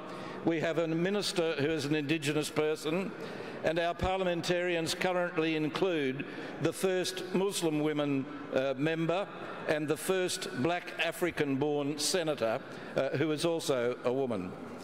Many of the representatives of our Parliament have direct life experience of what it is to be a migrant or a child of a migrant, or to be marginalised and to experience prejudice and discrimination. They also know the benefits of leaving behind fear and uncertainty for a country that values individual freedoms and democratic institutions, where children can grow up facing choice rather than barriers. So Australian parliamentarians, by actions as well as words, promote cultural pluralism and peace. Mr. President, I want my colleague from the Australian delegation, Senator Ketter, to have time to address the Assembly, so I will conclude now, but ask that you note that Senator Ketter will later share more detail about Australia's work promoting inter-ethnic and interfaith dialogue. Merci. La parole. Thank you. I now give the floor to Tunisia, followed by Belarus. Tunis, marhaban. Merci, Monsieur le Président. Thank you, President. السيدات والسادة الحضور الكرام. Ladies and gentlemen, I am very pleased and proud to participate at this meeting on the soil of this friendly country within the Inter-Parliamentary Union context. The Speaker of Parliament was to have assisted at this meeting but was unable to be present and sends his apologies. I should like to pay a tribute to the efforts made by the Inter-Parliamentary Union. This historic organization, which has provided an unequaled opportunity for debate amongst parliamentarians as well as initiatives for peace in a world of cultural diversity. And of course, parliaments are the guarantors of legislative measures which in turn defend their citizens and values such as religion, a sense of ethnic or political belonging, and which ensure the implementation of all of these values and respect for them. Consequently, parliamentarians are examples of the way in which to guarantee this understanding, this social peace, which guarantees that the other is accepted. And there can be a combat against any form of discrimination or fanaticism. The experience of the Tunisian parliament has been guaranteed by the constitution, which defends equality between the sexes, the rights of citizens required following on our revolution, and enshrining values of peace, freedom of expression, the participation of all citizens in all fields of public life. In the context of public debate, we look at the possibilities of strengthening cultural diversity as also interfaith and inter-ethnic dialogue. Consequently, we support the Inter-Parliamentary Union in its attempts to continue with this debate and to enrich it further. This is complementary to a large number of pilot projects which have laid the foundations for peace and security in the world, by giving pride of place to peace and dialogue in societies and between societies and religions, so that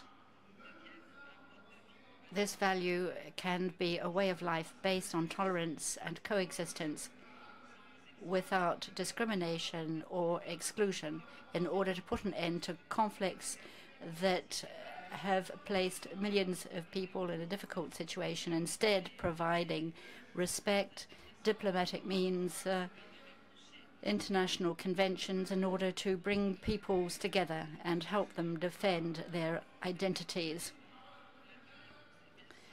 while not allowing place for intolerance. Excluding others destroys civilization. And of course,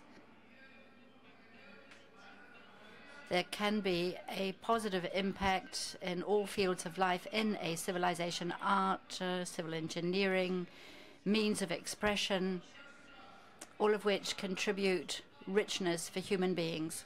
I should like to affirm that our world has become interconnected and therefore interdependent. Of course, we must be aware of this in our daily work in order to establish a system or order which does not defend a single order based on hegemony, but defends instead pluralism and brings together all cultures and all peoples without any discrimination. Of course, education plays a primordial role in education, both at schools and in universities. One of the most essential values is the existence of a dialogue amongst peoples, a cultural and social dialogue which respects specificities to ensure that they do not disappear because of globalization. Of course,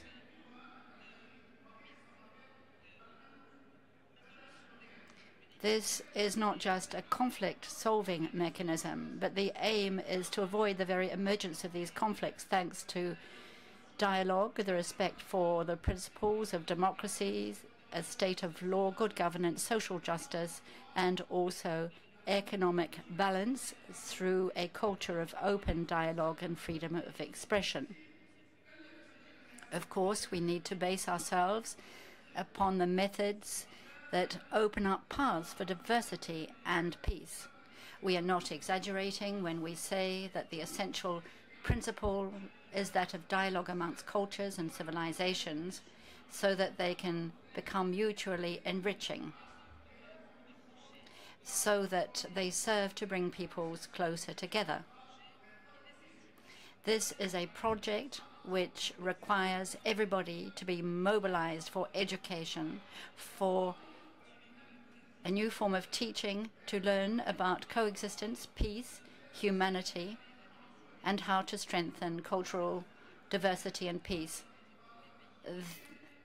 All peace-loving peoples must work together for the peaceful settlement of conflicts and to find methods to do away with the differences between rich and poor, to give a chance to young people, and to give equal opportunities to everyone in our societies, so that in conformity with the aspirations of our peoples for economic, social, and cultural cooperation, we can implement this common project in a global family which protects cultural diversity before guaranteeing and protecting this global family. Dear colleagues, by way of conclusion, we reiterate how pleased we are to be present at this assembly today. We are in duty bound as parliamentarians to play an important role, to take initiatives. This debate, in turn, should lead to the enshrining of international values to avoid any form of discrimination and prejudice. Thank you for your kind attention. Yes. Thank you. I now give the floor to Belarus, who will be followed by Myanmar.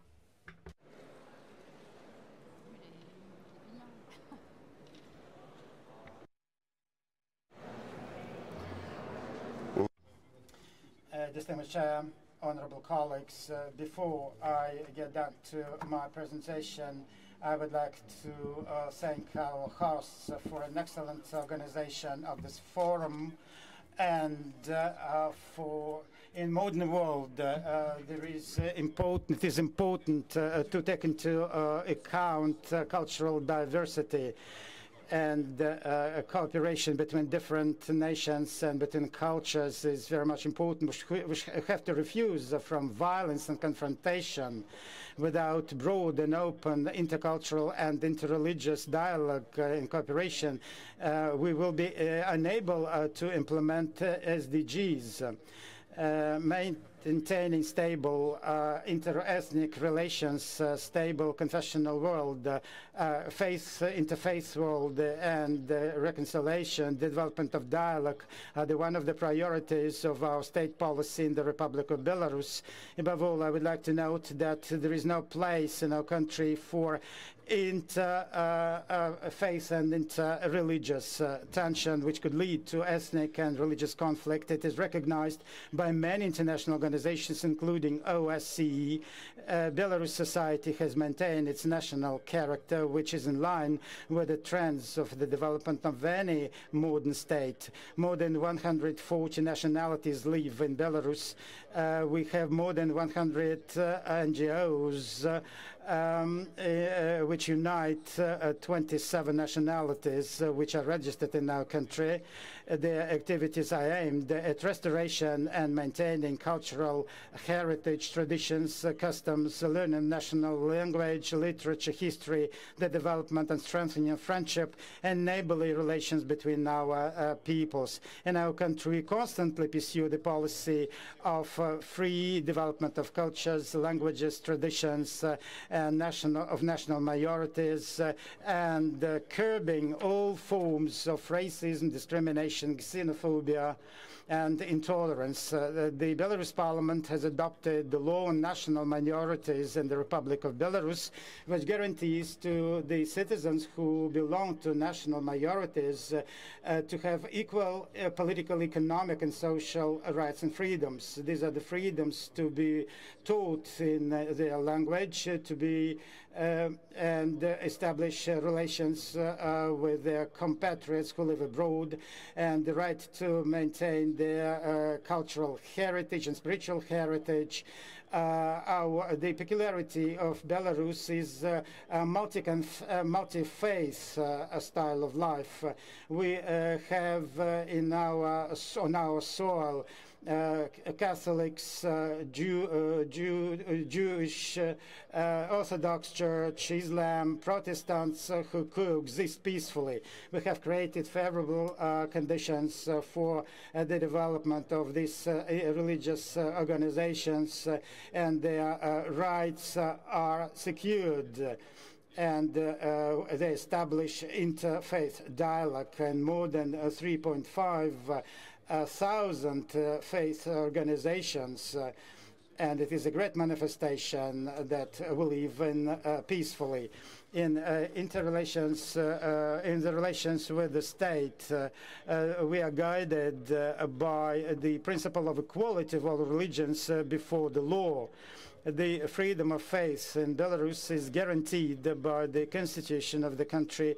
The rights and freedoms of all worshippers are enshrined in the law of the Republic of Belarus on the freedom of conscience and religious organization. Each citizen is free to choose religion or be beyond religion, and they define themselves whether they belong to any type of religion or worship no religion at all. And the freedom for faith gives them the right to choose, change different religions, and participate in different processions and different rituals, religious rituals. And we have set up the post of ombudsman on religious and national affairs. Apart from his office in Minsk, he has his representatives in all the regions of the country. And in order to work out recommendations on shaping state policy in this sphere, we have set up consultative councils. The construction is engaged in a constructive dialogue with religious organizations and cultural organizations of the Republic of Belarus, and we are in close contact with our compatriots who live abroad in order to strengthen religious and cultural pluralism and tolerance. We have launched a state program for the development of religious sphere and national relations till 2020. the balanced state policy is able to establish an equal dialogue between different ethnicities and integrate them into the global system of international relations. In our country, the representatives of all peoples and religions feel comfortable, and they live in peace and coexistence, respect each other, and it is indeed the great value of us, and we urge international cooperation to establish inter-religious and interfaith dialogue. Thank you for kind attention. La parole est... To be followed by Myanmar.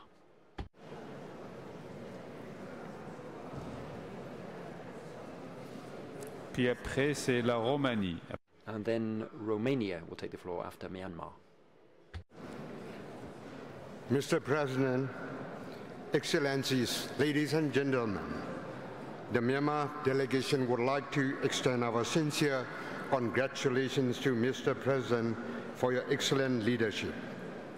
Taking this opportunity, we would also like to express our appreciations to the Council of the Federation of the Federal Assembly of the Russian Federation and the State Duma for hosting this 137th IPU Assembly and hospitality extended to us during our visit to your beautiful country and to the historic St. Petersburg city. We welcome and support the team promoting cultural pluralism and peace through interfaith and inter-ethnic dialogue, as we consider it as an essential element of the enabling environment in which we can endeavor to build a peaceful and harmonious coexistence among a wide diversity of people and nations. My delegation of the view that social cohesion and stability can be achieved if we can promote interfaith and inter-ethnic dialogue.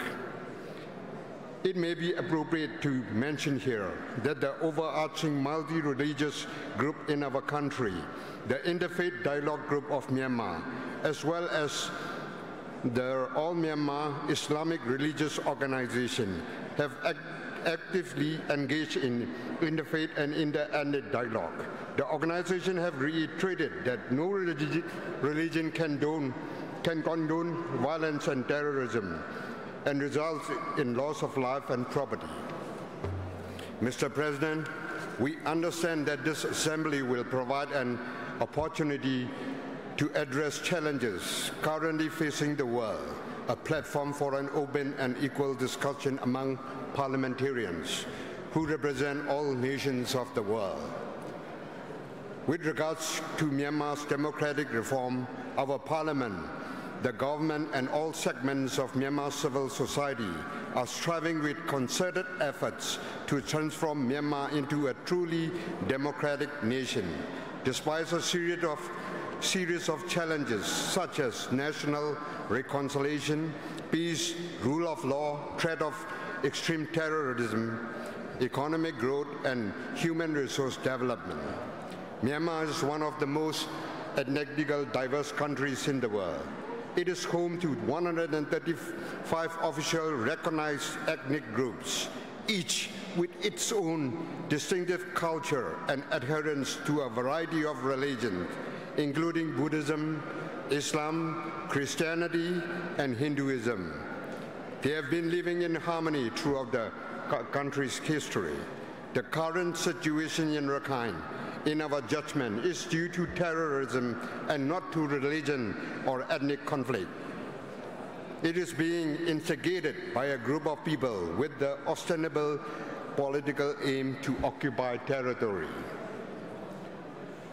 We are irrevocably committed to the restoration of peace, stability, and rule of law throughout the country, including the Rakhine State. We do not condone any and all human rights violation or any form of violence for any cause. We feel deeply for the suffering and plight of all affected communities who have to endure undue hardships. Rakhine, Muslim, Dined, Meo, Tet, Mermaraji, and Hindu, they are all victims of violence and terrorism. Mr. President, in the early hours of 25th August, a series of coordinated attacks were launched against 30 police outposts, which were maintaining the rule of law and providing protection to all communities residing in their area. The attacks by the Assad terrorists destabilized the tenuous law and order situation being created by Myanmar government as part of its efforts to seek an amicable, sustainable and peaceful solution to the complex situation. This has led to a mass exodus of all peaceful inhabitants to escape the terror tactics being employed by Assad, some to a neighboring country and others towards the capital city of Rakhine State. For those who had fled to more peaceful areas in Rakhine State, the government has been providing humanitarian assistance without discrimination and in accordance with fundamental principles. Mr. President, the Myanmar government has accepted the recommendation of the Rakhine Advisory Commission led by the former UN Secretary General Kofi Annan and has pledged to implement them in accordance with the unfolding circumstances. It should also be noted that many of the issues mentioned in the emergency items are already addressed in the Commission's report. Mr. President, over our long history, Myanmar has shared borders with 5 neighboring countries, 2 of which with very large population. It is a historical fact that we have been able to maintain peaceful relations with 4 of them through amicable settlement of normal border-related issues. Mr. President, the Parliament of Myanmar, although still a very young institution, have always been deeply engaged with attempts to find a peaceful and amicable resolution to the situation in Rakhine. Over the past 2 months, members of the House of Representatives debated for 2 days and members of the House of Nationalities debated for 5 days, resulting in a motion to ask the government to take speedy action in accordance with anti-terrorism law and to return the area to a degree of normalcy and that will enable the return of inhabitants who have fled the area. On behalf of Myanmar Parliament, I can assure you that we will spare no efforts to assume the role of an effective legislature representing all the peoples of Myanmar, debating policy thoroughly and adopting relevant legislation and holding the government to account. Thank you for your kind attention. Thank you. La parole est... Romania has the floor, to be followed by the Asian Parliamentary Assembly.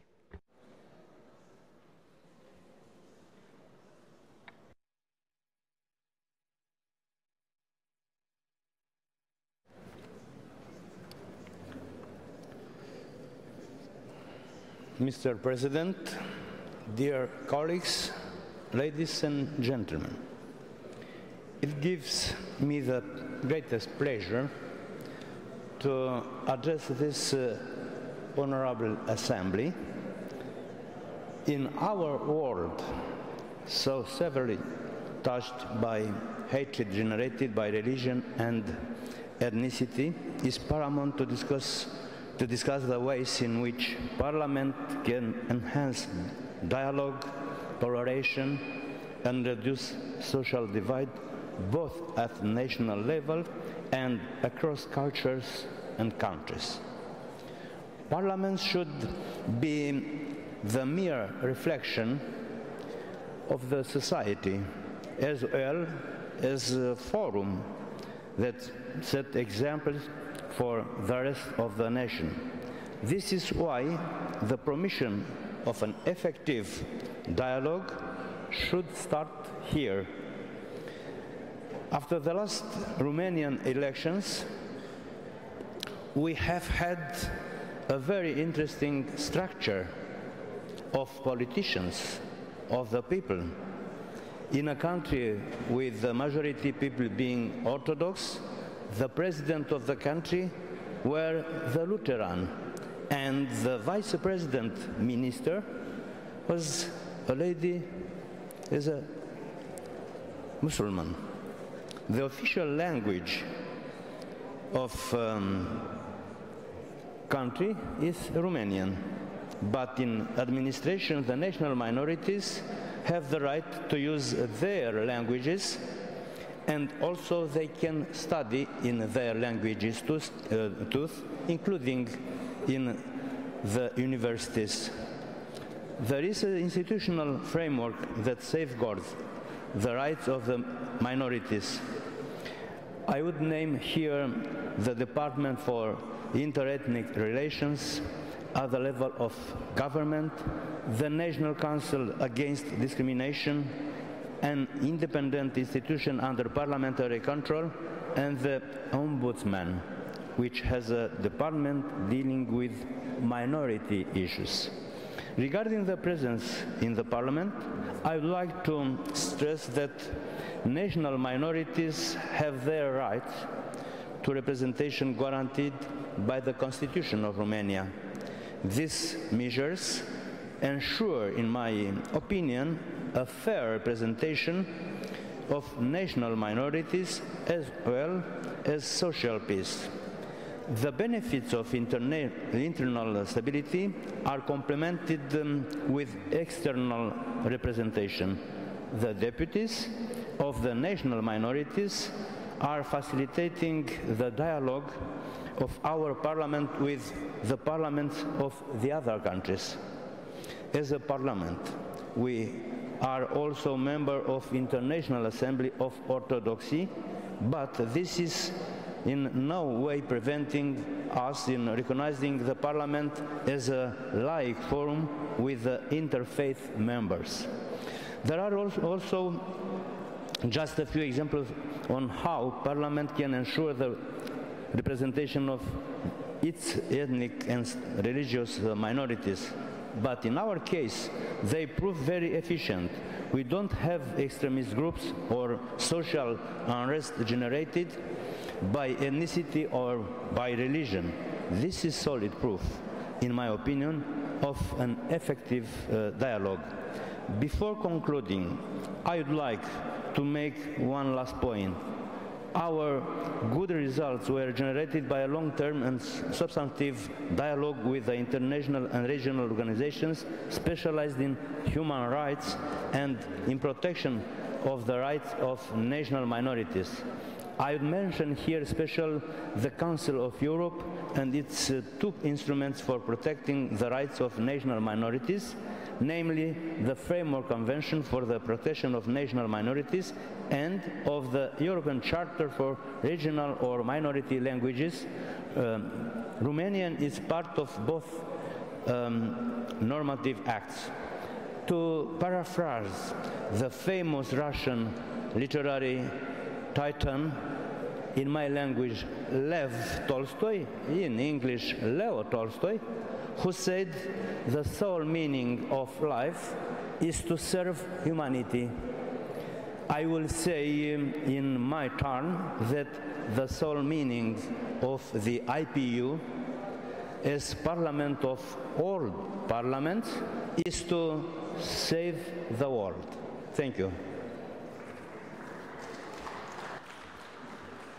Merci. Thank you.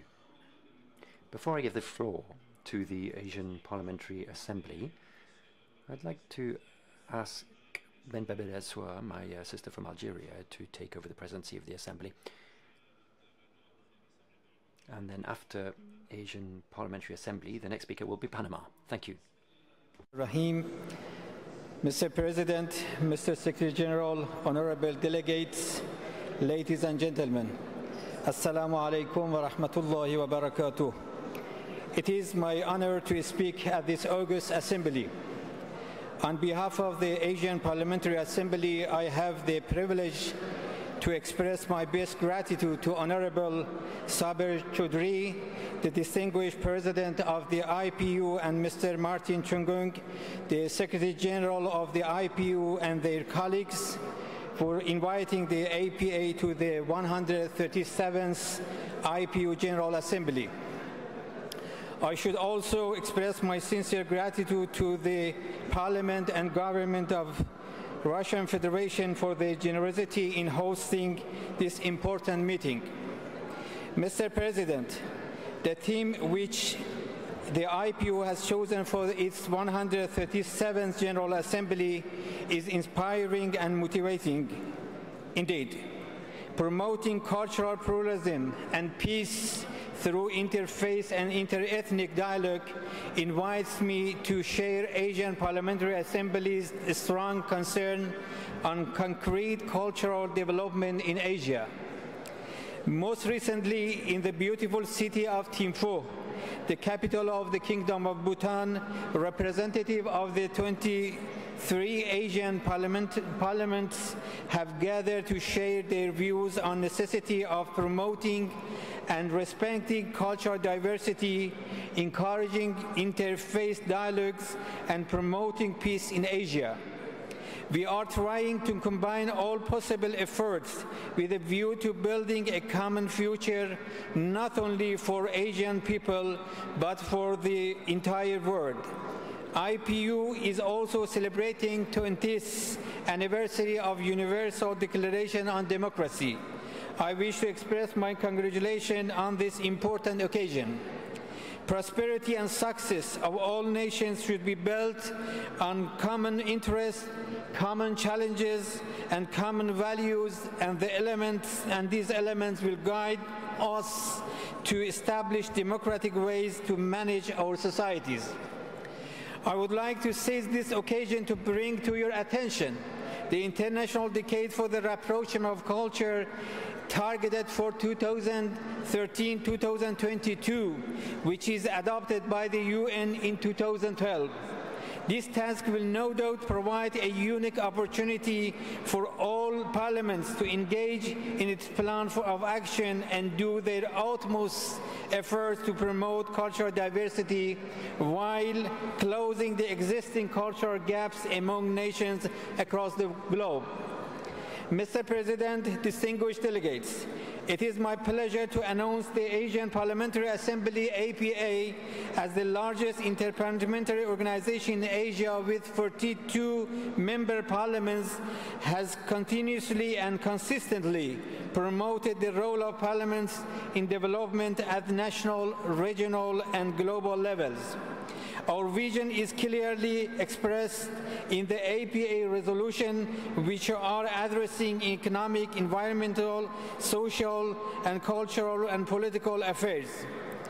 Mr. President, distinguished delegates, the APA is strongly interested in cooperation with other parliamentary organizations to collaborate in all mentioned areas. I believe that further collaboration of IPU with the APA will provide ample opportunity to Asian parliaments to benefit from the rich experiences of IPU in addressing a variety of issues of national, regional, as well as international nature. APA, based on its observer status, has often participated in IPU meetings to promote and interact with parliaments at larger scale.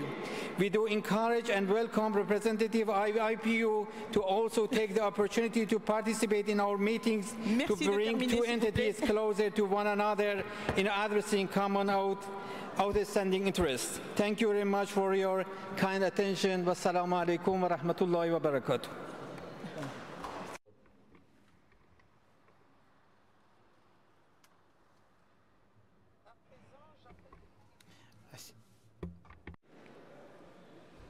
Qui sera suivi de la Palestine. Merci. Panama to be followed by Palestine. C'est bon?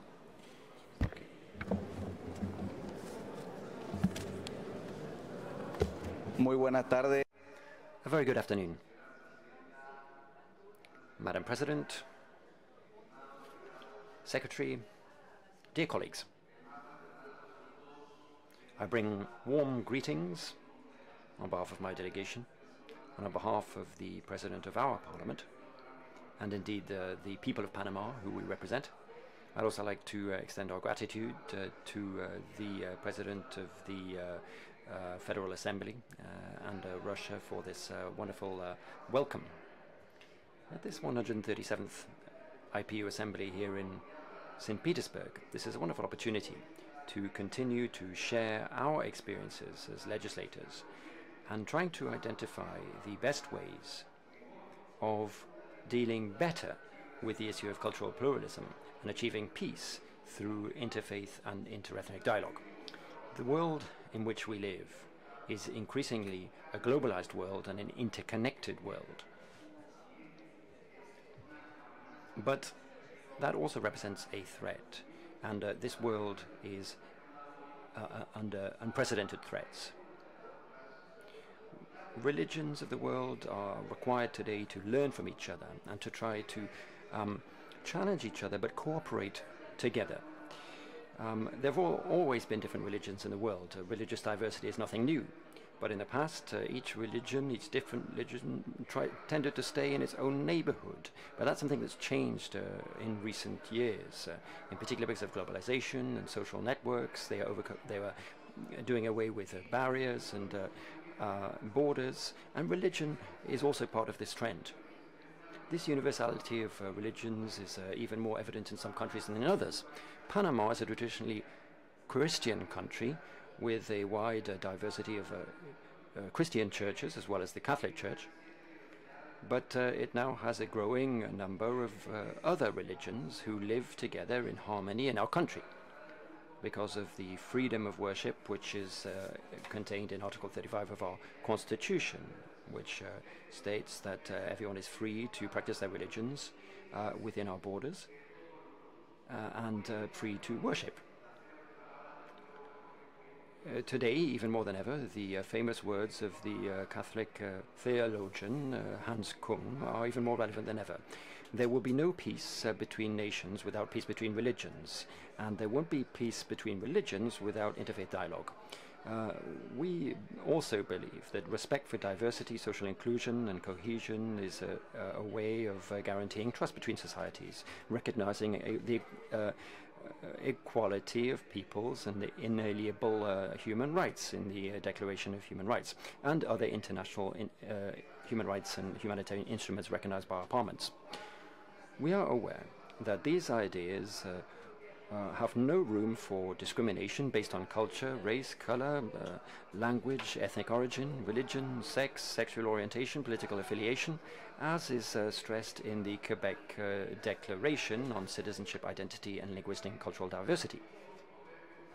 An old Arab proverb says that it's better to shine a light than to curse the darkness. And as parliamentarians, we need to shine that light. We are convinced that in order to overcome the crises that affect us, we need to foster interfaith and interethnic dialogue as key components of respecting diversity and promoting sustainable peace. This is referred to in the UNESCO Declaration on Cultural Diversity, Respect for Diversity of Cultures, Tolerance, Dialogue and Cooperation in a Climate of Trust, Mutual Understanding. They are the best guarantees for peace and international security.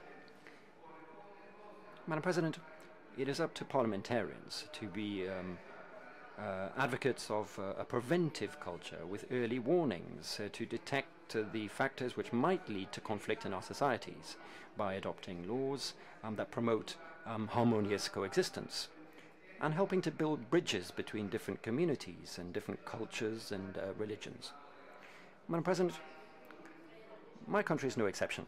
Over the past few years, we have adopted a law in our parliament to every September celebrate the Week of Holy Scriptures, which provides an opportunity for all religious leaders, without discrimination, to talk of the activities of their congregations. And that is a contribution to our political society, which tries to celebrate religious and cultural diversity.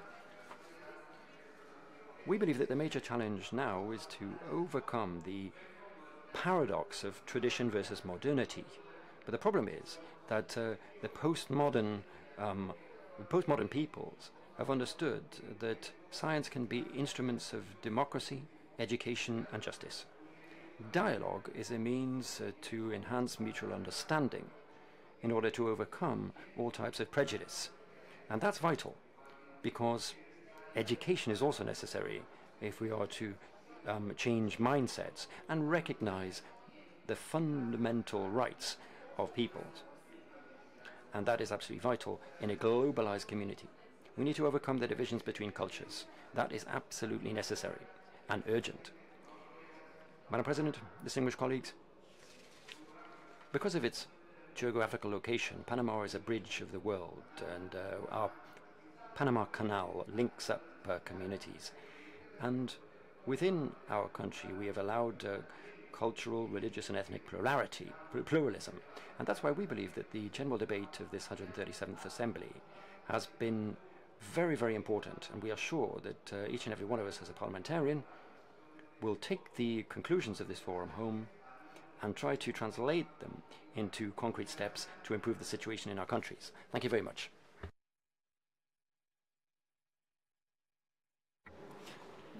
J'appelle la Suède.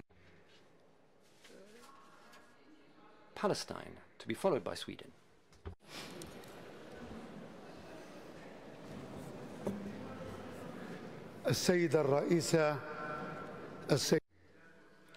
Madam President, ladies and gentlemen, I bring warm greetings from the Palestinian people, who are people of resistance within occupied territories and abroad, who are looking to this assembly for support in their constant struggle for freedom in order to enjoy their rights, their national rights since the Balfour Declaration of the British Ministry of Foreign Affairs. That was 100 years ago now, so that we can enjoy our right to a nationhood like any of the world's peoples. We ask that Great Britain rectifies that historical mistake, and that was made against the interests of the Palestinian people. The Palestinian people have made great strides forward in their long struggle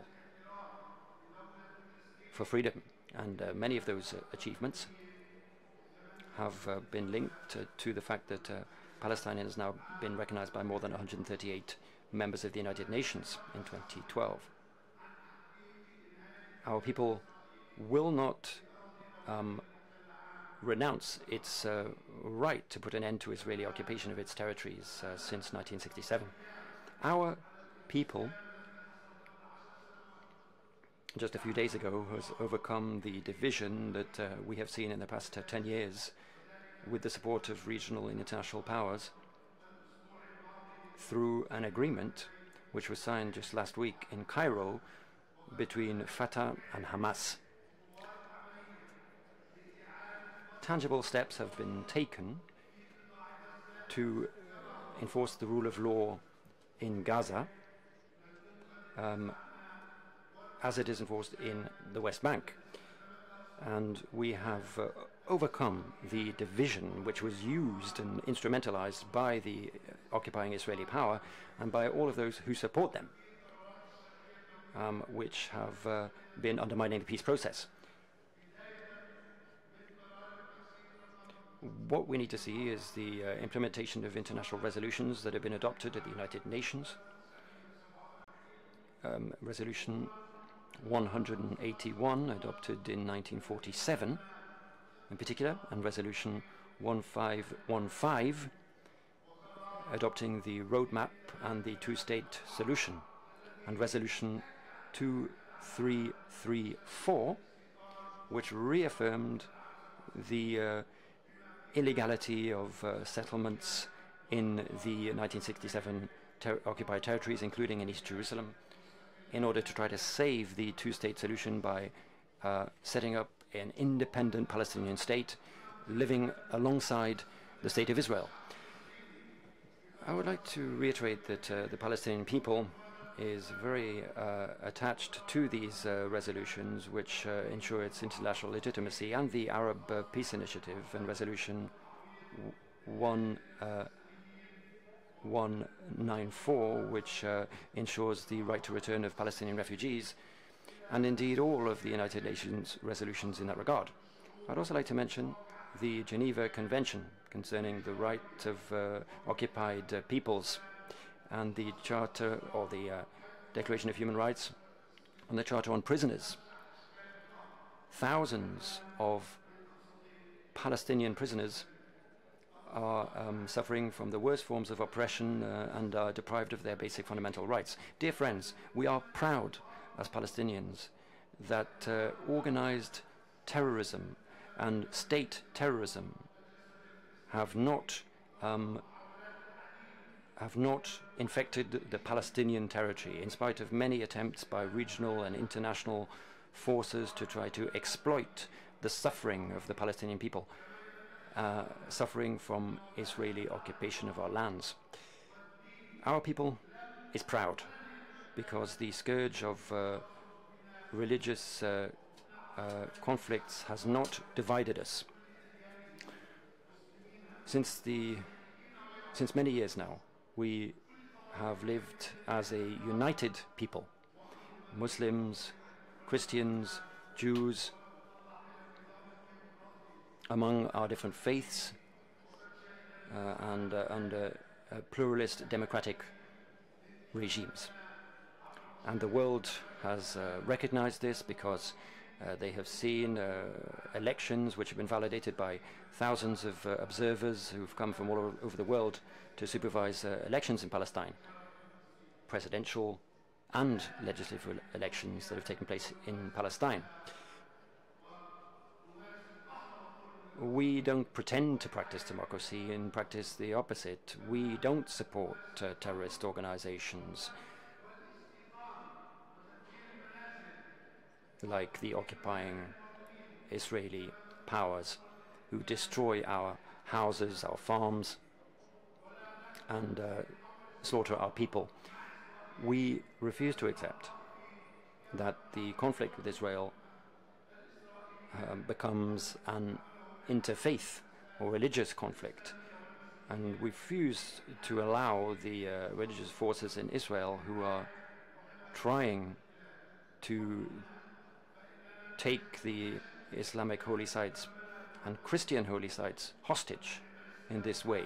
And we ask all democratic forces and parliaments in the world to live up to their responsibilities and try to ensure peace, security, democracy, and the right to self-determination of peoples by implementing the resolutions that have been adopted by the United Nations and the international community. We say we refuse occupation, we refuse terrorism, the policy of apartheid, and yes, we want to see a state of Palestine with East Jerusalem as its capital, so that we can fight terrorism in all its forms, including state terrorism, so that we can rebuild our nation and provide development and peace for all of the peoples of the world. Thank you very much.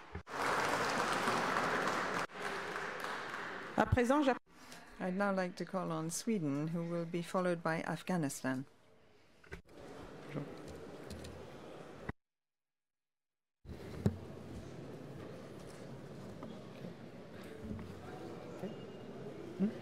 Thank you, Mrs. President. Dear colleagues, may I first take the opportunity to thank the host country, Russia, for their arrangement and for hosting all of us here. The theme of the general debate is very timely.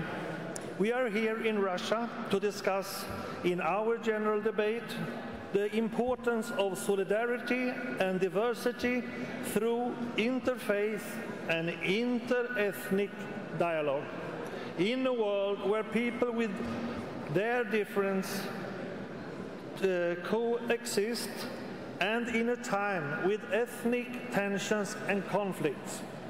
The issue of building a world of mutual understanding and acceptance is more important than ever and needs to be addressed in all areas, in our respective parliaments as well as in societies as a whole.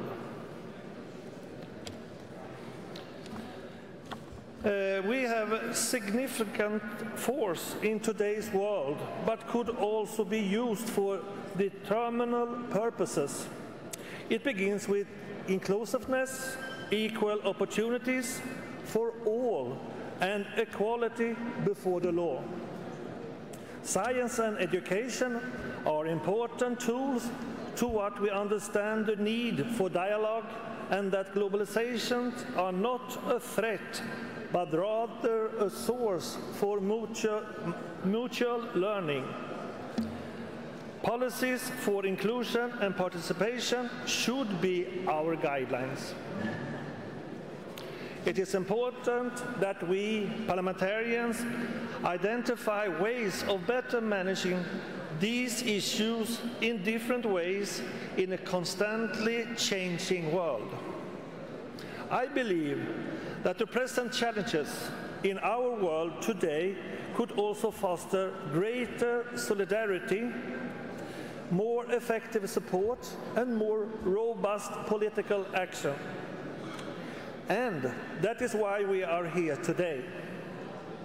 We are, through this general debate, sending the message that the international community is focusing on what binds us together and work to make that bond even stronger.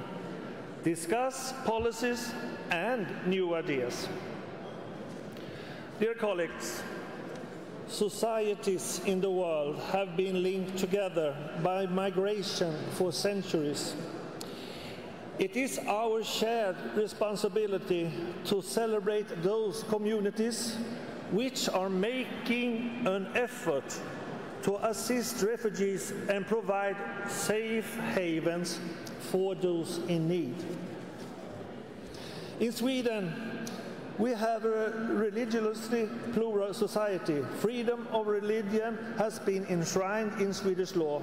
The Constitution provides for the freedom to practice one's religion alone or in the company of others, and prohibits discrimination based on religion.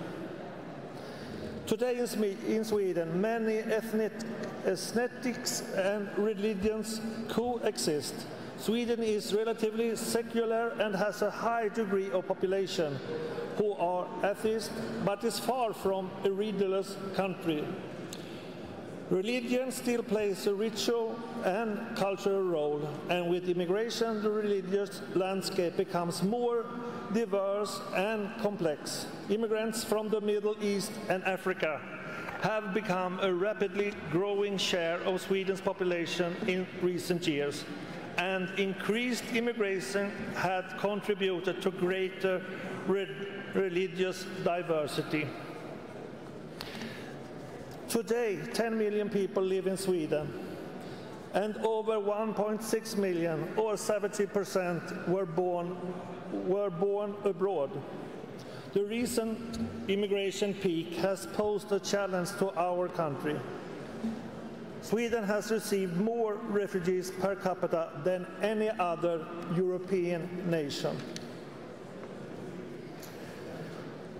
And I want to talk a little bit about peace and conflicts in the world, and it leads me to mention Ukraine, where different ethnicities also exist.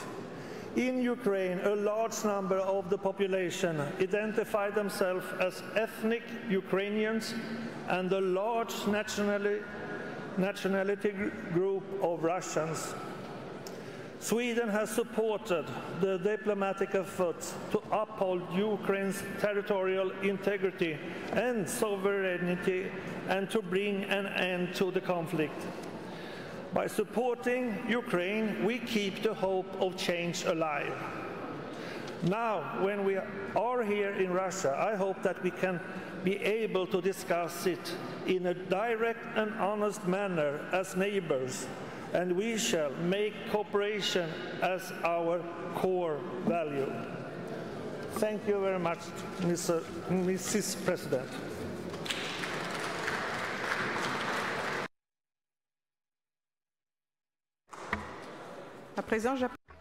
I would now like to give the floor to Afghanistan, to be followed by Greece. Sure.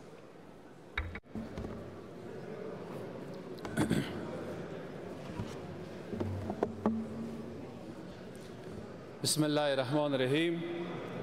Excellency President of the Assembly, President of the IPU, honorable speakers, and member of the Parliament, ladies and gentlemen. Assalamu alaikum wa rahmatullahi wa barakatuhu. A very good evening. At the outset, allow me please to convey my warm greetings and the best wishes of the people and members of the National Assembly of Afghanistan to you all distinguished participants. I am very pleased to be among you today and honored to participate in the 137th IPU Assembly and wish to extend my profound gratitude for the warm welcome of the Russian Federation hosts. Promoting intercultural and interreligious dialogue among the peoples and encouraging cultural pluralism at all levels is important to further mutual understanding. Inter-ethnic dialogue represents a considerable future of social unity and stability. The capacity and willingness to generate and sustain dialogue across the boundaries will be significant and vital to move forward to peace, stability, and sustainable development. Without any doubt, peace is a top priority for all the nations across the world, particularly for the people of Afghanistan, since they have lost all their comfort and welfare in the worsening fight against the international terrorism and extremism. The people who lose their dear and loved ones, including children, women, and men, in the current conflict. Last but not least, the people who always raise their voices for negotiation, dialogue, and peace. But real peace is concurrent with justice, and it is social equality, respect for the foundation of social pluralism, and their formalization and dialogue among ethnic groups and religions, the peaceful resolution of conflicts among people, conflict prevention, gender equality, and recognition of the rights of minorities, which are key and fundamental principle of the long-lasting peace in our communities. Distinguished speakers and members, the interfaith and inter-ethnic dialogue to promote cultural pluralism is immensely important to contribute in social cohesion, peace, and development in the context of increasing societal interdependence, religious and cultural diversity across the world. We, the member parliaments of the Inter-Parliamentary Union, shall work closely to keep the momentum of the commitment of parliamentarians to take concrete action to further promote mutual understanding, tolerance, and exchanges, as well as taking global leadership in working towards building a world where human beings in their diversity of faith, religious, languages, and cultures coexist in harmony and enjoy equal rights and mutual. We shall continue to contribute to promoting religious harmony and social cohesion, not only within our region, but also in the wider neighborhood, as well as globally, such as international platform or important framework that could contribute to further promote such values. Let's be cognizant of global efforts that will help that the religious divide. The World Interfaith Harmony Week was proclaimed by the United Nations General Assembly in the resolution ARES 65.5 adopted on 20 October 2010, and we strongly support this important resolution.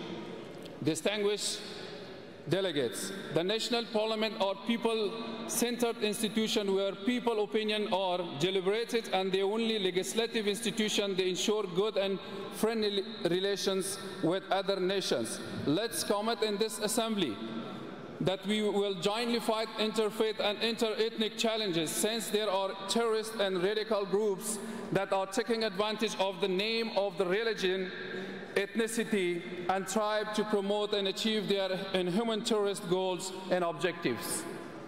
I believe if we put all our efforts, cooperation to assure cultural pluralism and jointly utilize our available resources actively in favor of our people, without any doubt we will achieve our noble objective, which is a peaceful life for all the people of our nation. Distinguished delegates, I hereby would like to take advantage of this important platform to recommend the following.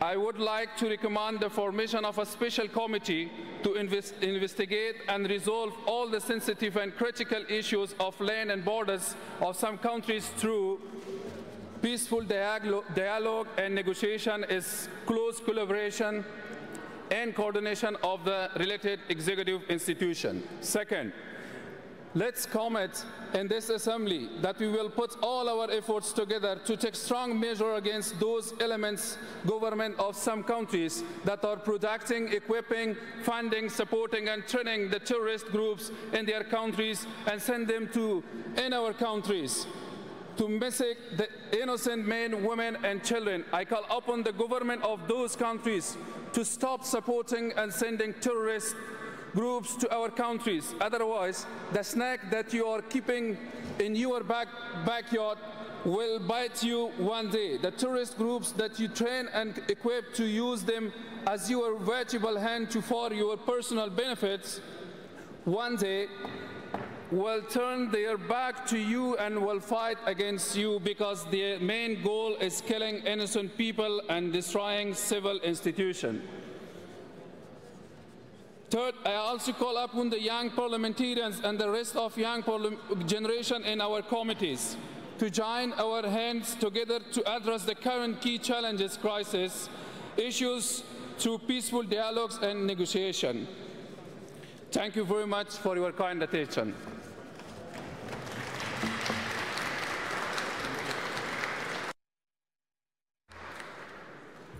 À présent, j'appelle. I would now like to call on Greece, to be followed by Morocco.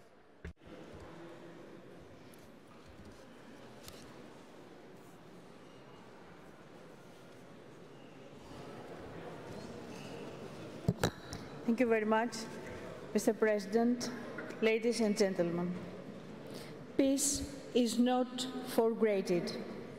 Cultural and religious differences, instead of being a point of reproach and communication among the peoples, are taken as a reason for disputes, fanaticism and crimes of all kinds. Even in the Western world, there is a constant increase in the intolerant voices, fanatics and extreme political forces targeting helpless of culturally diverse fellow citizens, making them responsible for deadlocks and mistakes that they are not responsible for. This type of rhetoric are directly against democracy and peace, and the global community should be vigilant, because it is very likely the ghosts of the past will wake up again. The destabilization of the Middle East and the large refugee waves that have begun from these countries, as well as the religious fundamentalism developed there, are not unrelated to each other. Obviously, there is a huge responsibility of the great powers for the Middle East crisis.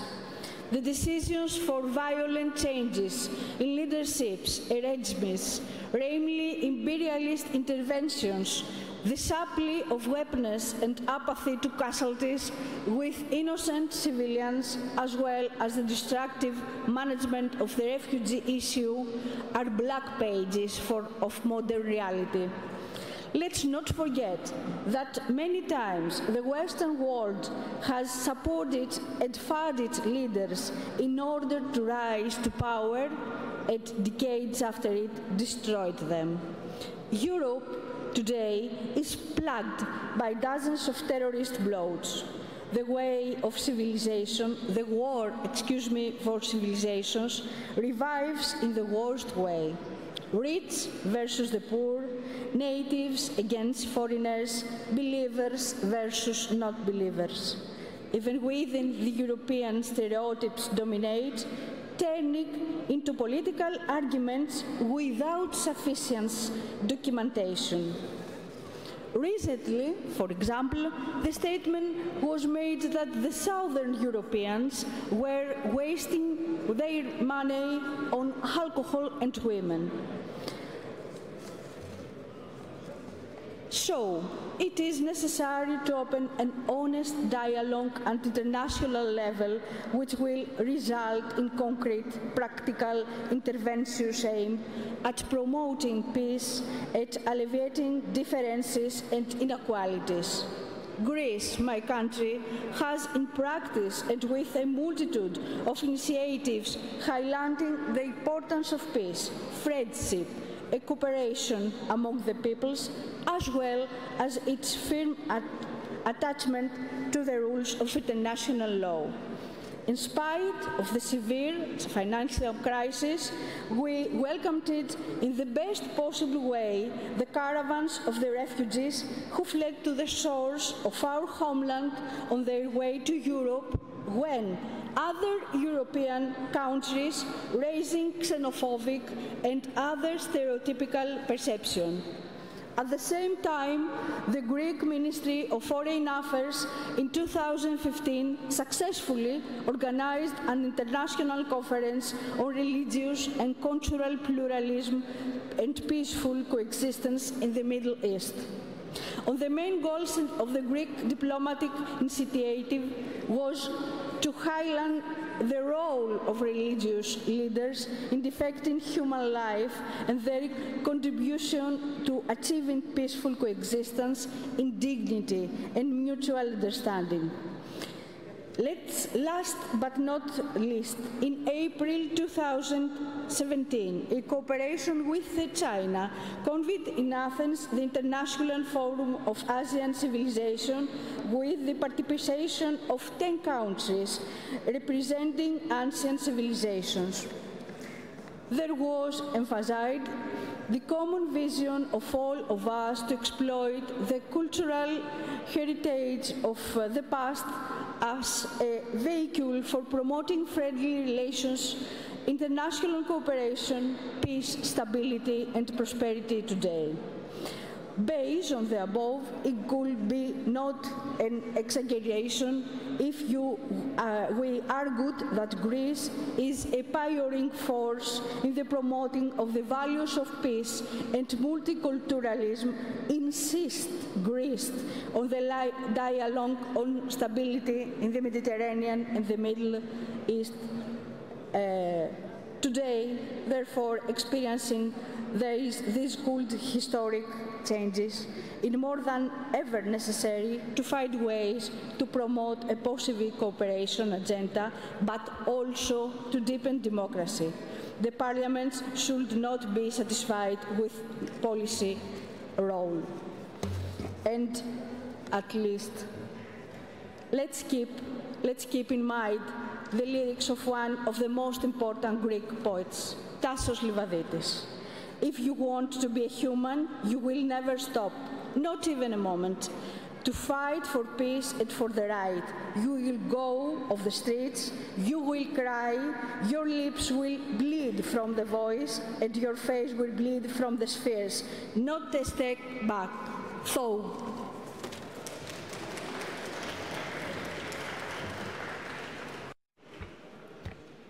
à présent, j'appelle. I would now like to call on Morocco, who will be followed by Nicaragua.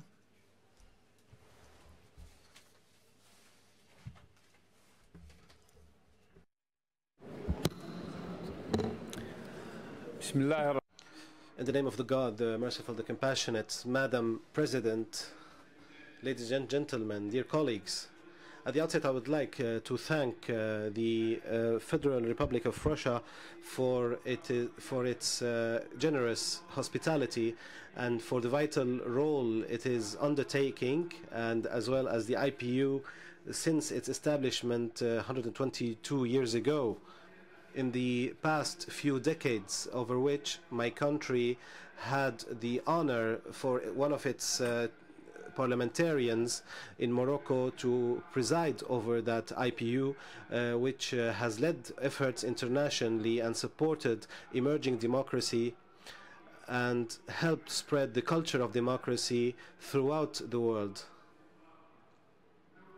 I would like also to point out the importance of the general debate subject which we are now discussing, the different reasons and principles and scenarios and actions which we can use to foster cultural diversity and peace, as well as dialogue among the many ethnic and religious components of a society, an open, transparent, tolerant dialogue in any single society. Many words were said and were written about this subject and the problematics, issues it raises. We have achieved success so far in acquiring an arsenal of thoughts, of ideas, of philosophical, religious and ethical principles. We have the methodological foundations necessary and which we are discussing in our international community, whether at UNESCO or the IPU itself. And we used to have that dialogue also at the United Nations.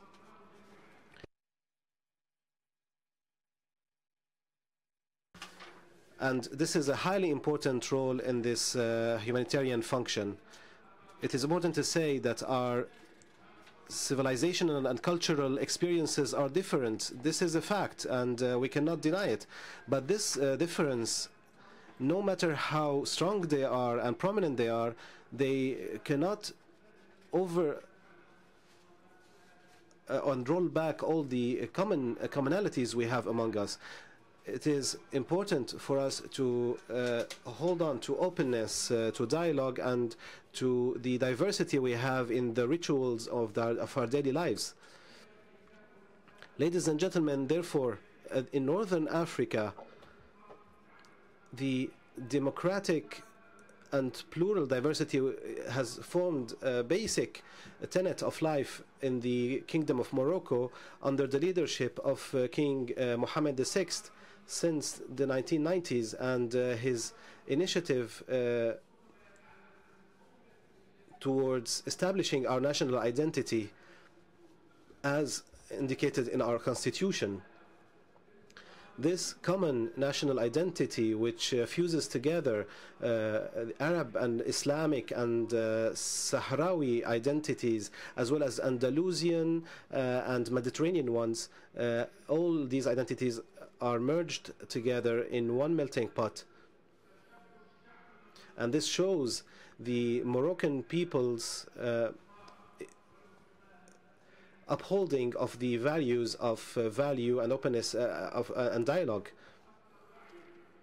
Today we are more cognizant of the importance of national dialogue in the context of this identity, pluralistic identity, in a diversity of cultural expressions such as cuisine and symbolic expressions, among many forms of daily existence and expression. Today, we can also use that to face all forms of extremism in Morocco today. Thanks to God, we represent a civilized front and example that can be used in many neighboring and friendly countries. Also, many of our friends in European countries are using our contribution in their war against terror. In Morocco, since our independence in 1956, we have adopted political pluralism and democracy against all attempts to undermine democratic policies in our country, and therefore we have achieved democratic life in Morocco. Ladies and gentlemen, I would like at this juncture to salute the struggle of our brothers, the Palestinian people, and to remind of the situation of our southern territory and the policy of autonomy that has witnessed and garnered wide support. we have established this historical experience in society and in our state. In Morocco, we do not have a struggle of culture, of ethnicities, or of languages. We have a diversity of cultures with a single vision in order to achieve this diversity. Thank you.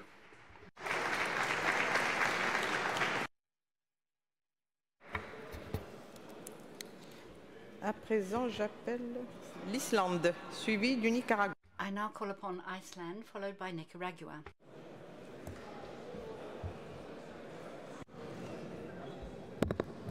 Dear colleagues, are you listening? There's a lot of noise in here, and there are very few MPs left. We are here in the final days. I want to urge you to support the Human Rights Committee for Parliamentarians, which is one of the most important committees that we have in the world in order to make sure that our colleagues are not forced out of their jobs, are not put in prison or vanished. It is an amazing work that is being conducted in this committee. Now, as many are aware of, that a lot of the democracies, the old democracies and the new democracies, are in crisis, very serious crisis. And I have not heard many solutions to that crisis. It is not good enough to try to deal with current problems by repeating the past. We have a forum of young parliamentarians here at the IPU. It is really important that we make sure that our young generations in Parliament are giving the mandate to do bold changes in our societies. There is a growing demand for more women, for more young people to be engaged. I am fortunate enough to come from a society where we have achieved equality when it comes to gender in Parliament. But that's not enough. Young people don't care about voting anymore in most of the developed democracies. And what are we going to do about it? Do we really care? I do think we do. And it is quite sad to see an institution like the IPU, has been around since 1889, that we have debates here, often very important speeches. I've heard some really important and inspirational speeches here, but nobody's listening. Nobody's listening. It is half empty, and half of the parliamentarians are talking among themselves while the other speakers are actually trying to address the Assembly. It is extremely, I'm going to be silent now and listen to all the squabble.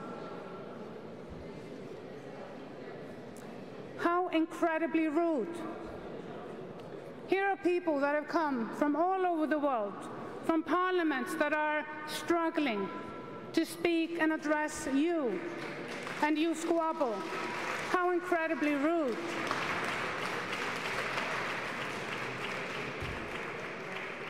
How are we going to get the respect that we feel that we need to have in order to fight for democracy? Because that is what we need to do. Democracy is in a very, very dangerous place now. We see it everywhere. Where are the great examples? And I'm telling you, my dear European colleagues, some of the most amazing democratic innovations and the most inspirational new laws for freedom of information, for freedom of expression, they come from the new democracies. We are no longer the ones to look at. We are the ones that should be seeking guidance from others. It is so important. We are one world. All the problems that we are dealing with come from the fact that we are one world. So again, I will ask you, dear colleagues, can we please get out of the geopolitical Eurovision competition here?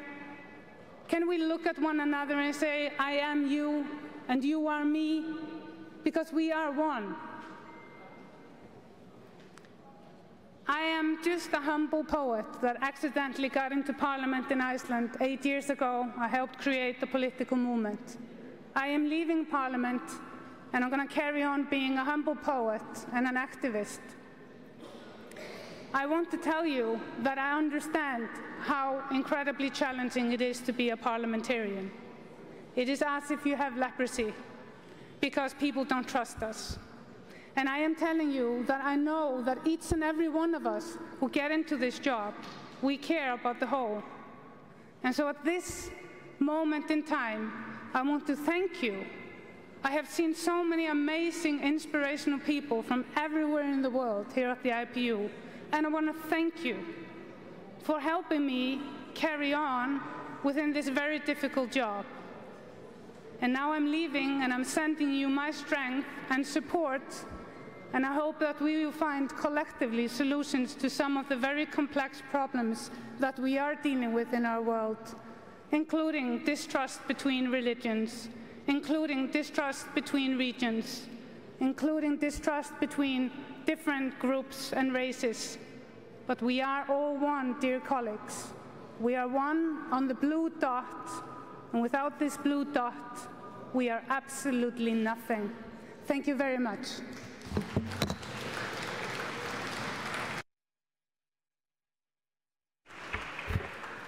À présent, j'appelle le Nicaragua. I now call upon Nicaragua, followed by Brazil.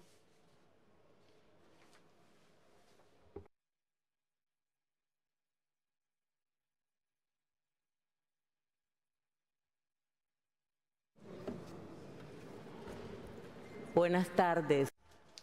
Good afternoon. The peace of God is with us, women and men. We have had a dialogue on this beautiful theme, peace, interethnic and inter-religious dialogue. In Nicaragua, Article 5 of our Constitution states that the Nicaraguan nation respects human dignity, political pluralism, social pluralism. It acknowledges autochthonous peoples and persons of African descent. It acknowledges their own identity within a unitarian, indivisible state. The acknowledgement of various forms of property, free international cooperation, respect for self-determination of peoples, Christian values, socialist ideals, practices of solidarity, values, ideals, and the culture of the Nicaraguan identity. In the Nicaraguan Parliament, we have adopted intercultural policies in all of its aspects: religious diversity, sexual diversity, cultural diversity. This is a commitment on the part of our National Assembly. We wish to lend greater strength to all integrating factors in our peoples. Our objective is to assist in the full implementation of individual and collective rights of peoples through a model of intercultural management, which promotes inclusion and the active role on conditions of equality of opportunity in decision-making. I wish to highlight that in Latin America,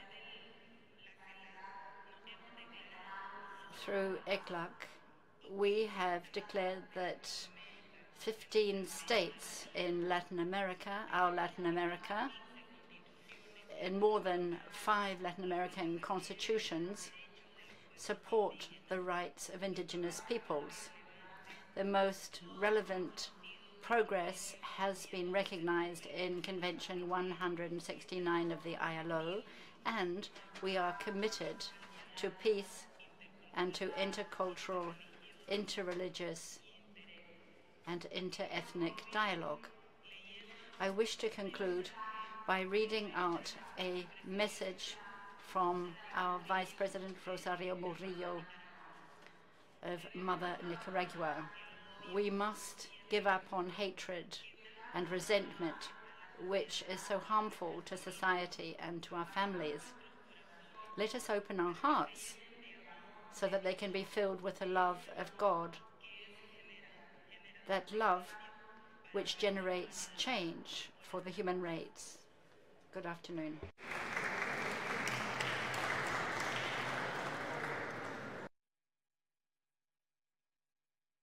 À présent, j'appelle le Brésil. I now call upon Brazil, followed by Suriname.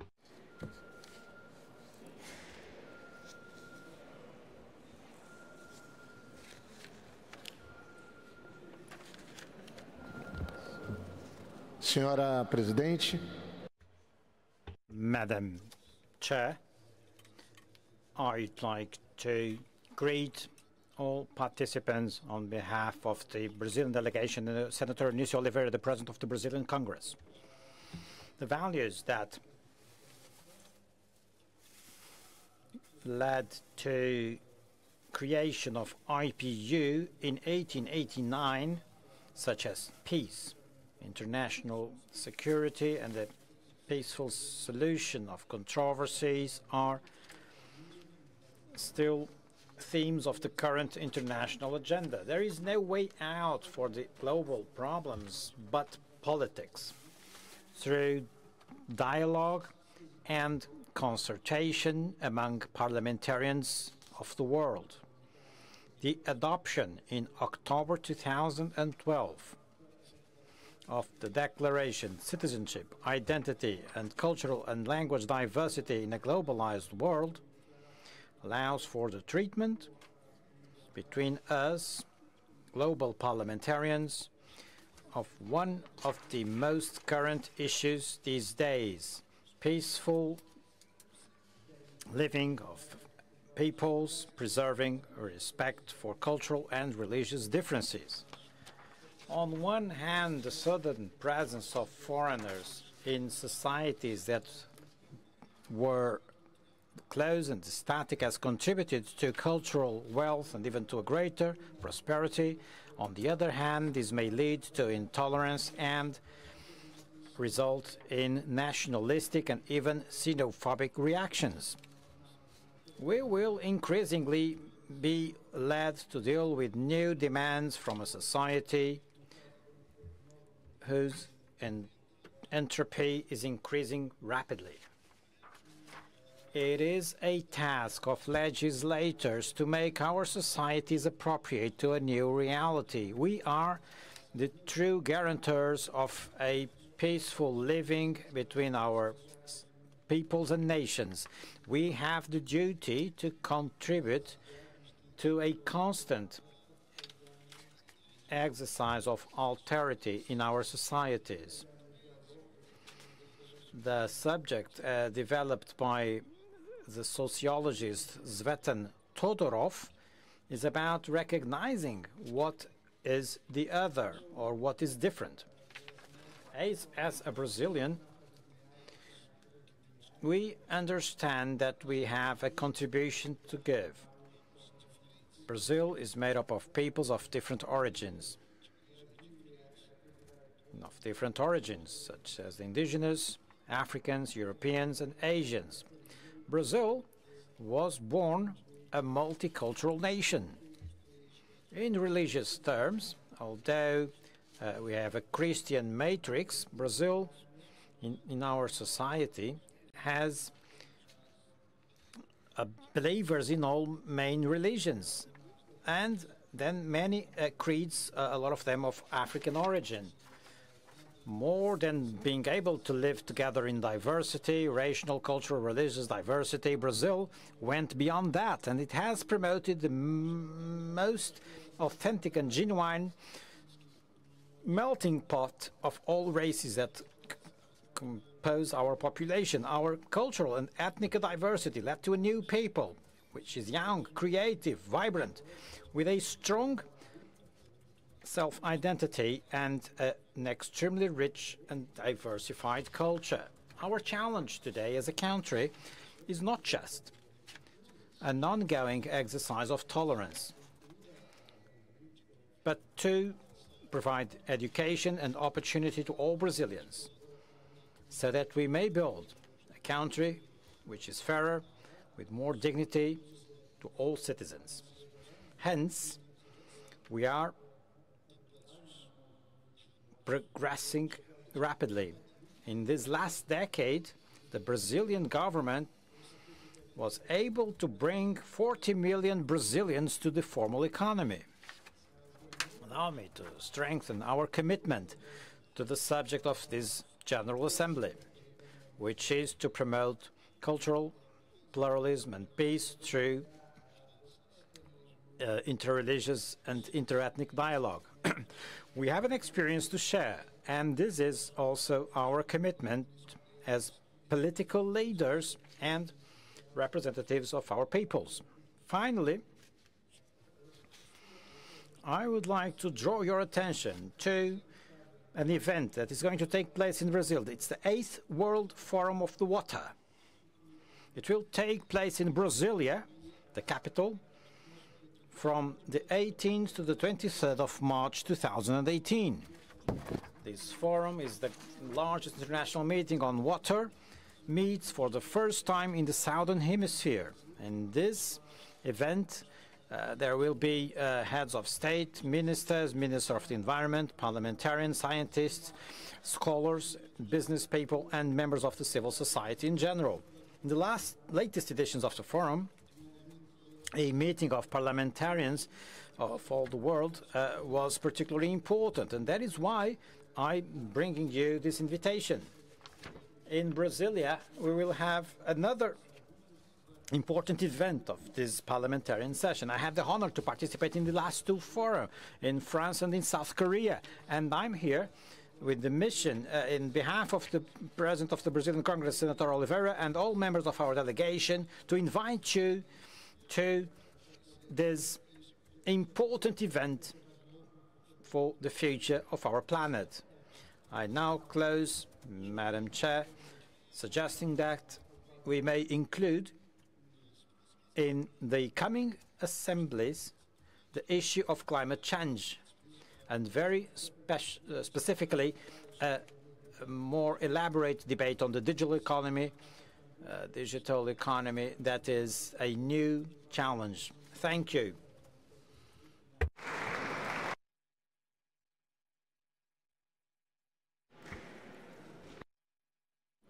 À présent, j'appelle le Suriname. I call upon Suriname.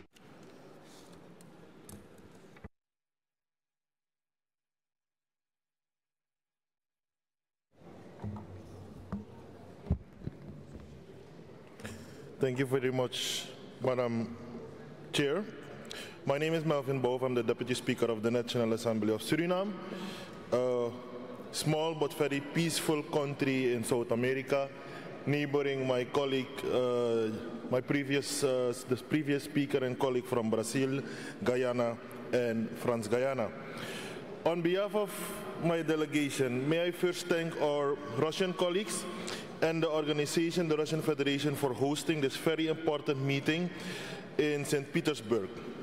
Madam Chair, I would like to thank you for the opportunity to make a contribution on this very important topic, creating a peaceful living with different kinds of people with various religions, cultures, and traditions in today's world.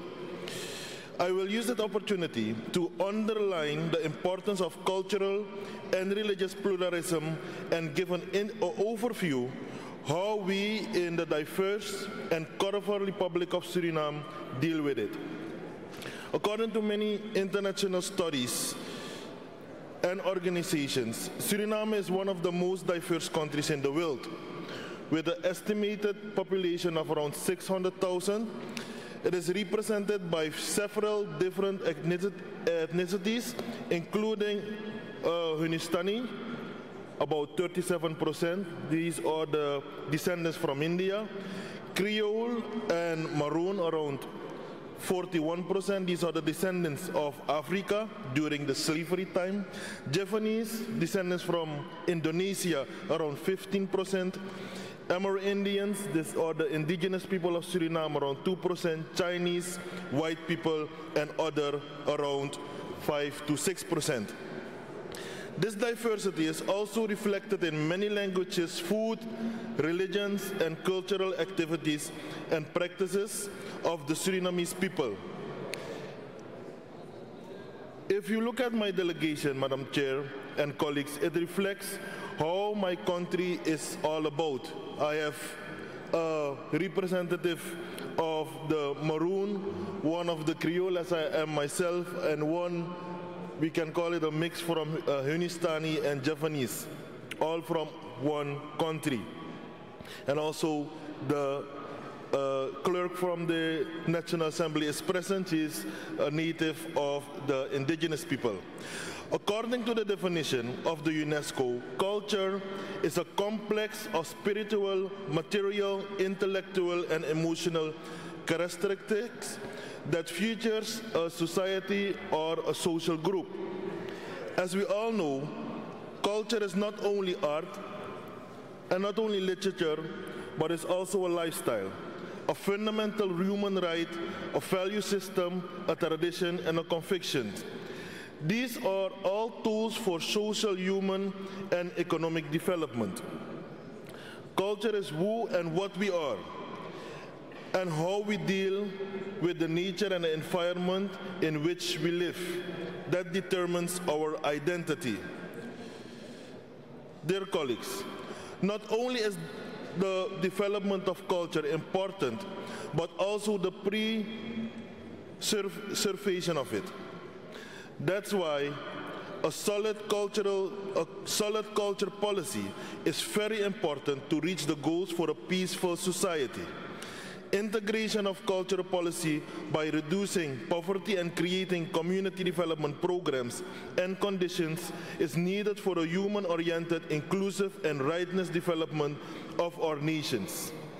As we all know, integration with other policy areas is key to the success if you want a successful cultural development. The Constitution and many laws of Suriname respect cultural diversity, respect religious diversity, and respect the existence of people and communities of all different areas.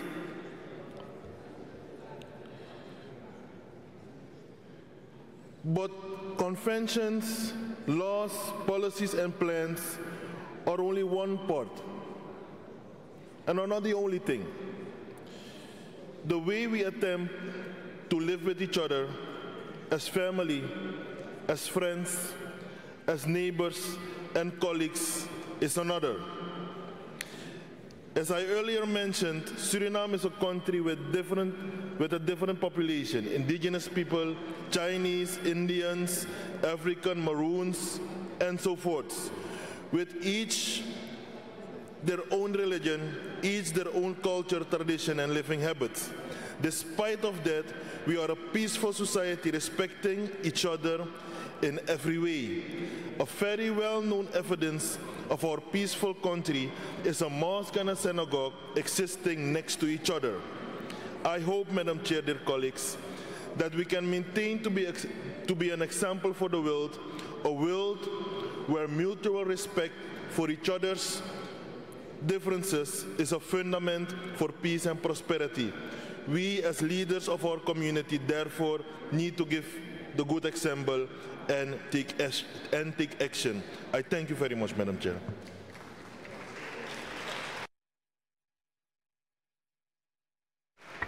À présent, j'appelle la Somalie. I now call upon Somalia, followed from the ICRC, the International Committee of the Red Cross.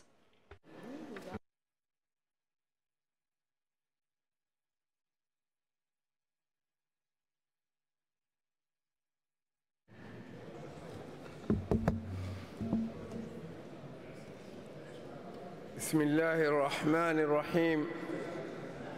Mr. President, Madam Chair, Mr. Secretary General, distinguished speakers and deputy speakers, honorable members of Parliament, ladies and gentlemen. The Somali delegation at the 137th General Assembly of the IPU considers a great honor to address this Ox gathering on behalf of our Parliament and people, and indeed to express its profound gratitude to the President, Parliament, and the people of Russia for their wonderful hospitality since our arrival in the beautiful historic city of St. Petersburg.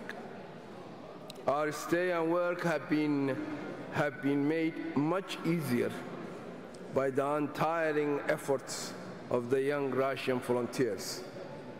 Madam Chair, I would be remiss in my duty if I failed to express our deep, heartfelt appreciation to our outgoing President for his diligent and tireless service to our Union during his eventful tenure.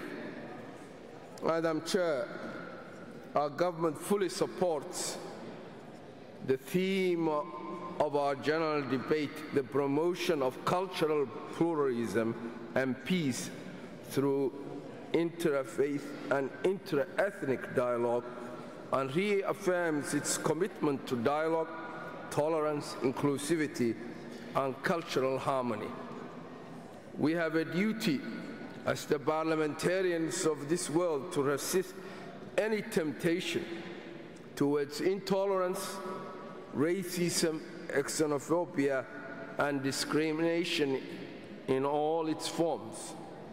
Our collective well-being depends on it. One of Africa's literary giants, Wole Soyinka, described culture as a matrix of infinite possibilities and choices. He continued to say that from the same cultural matrix, one can extract arguments and strategies for the degradation or the ennoblement of our species, for its enslavement or its liberation, and for the suppression of its productive potential or its enhancement. Therefore, it's up to us to use it for ennoblement of our species, its liberation and enhancement of its productive potential. The choice is with us and must therefore be used to overcome the pressing challenges of our times: terrorism, Islamophobia, inequality, racism, migration, displacement, and conflicts. Those challenges could only be resolved through dialogue and understanding. Violence and intolerance are no way of resolving our differences. Dialogue and reconciliation are time-tested methods of conflict resolution. Let us focus on those so that we could achieve pluralism and peace. Madam Chair, my country, Somalia, has recently made remarkable recovery from years of conflict and stagnation, but are still bedeviled by the most vicious kind of terrorism. Indeed, Somalia was a victim of one of the most cruel terrorist acts of recent times on the 14th of October, as we were gathering in St. Petersburg. More than 300 were killed and over 400 injured in this deadly attack at one of the busiest intersections in our capital. The slaughter and the devastation caused is unimaginable. We must therefore stand together against these terrorists who are killing and destroying the innocent lives of tens of thousands across the world. We must understand that terrorists have neither religion nor humanity and are using religion to justify their evil actions. Concerted effort is needed to eradicate this scourge from the face of our planet. Finally, I would like to take this opportunity to thank all the countries that came to our aid Particular mention goes to Turkey and Djibouti, that were the first two countries that came to our aid in the face of this catastrophic attack on our people. Madam Chair, I wish our Assembly all the success in its deliberations and resolutions. Thank you, Madam Chair.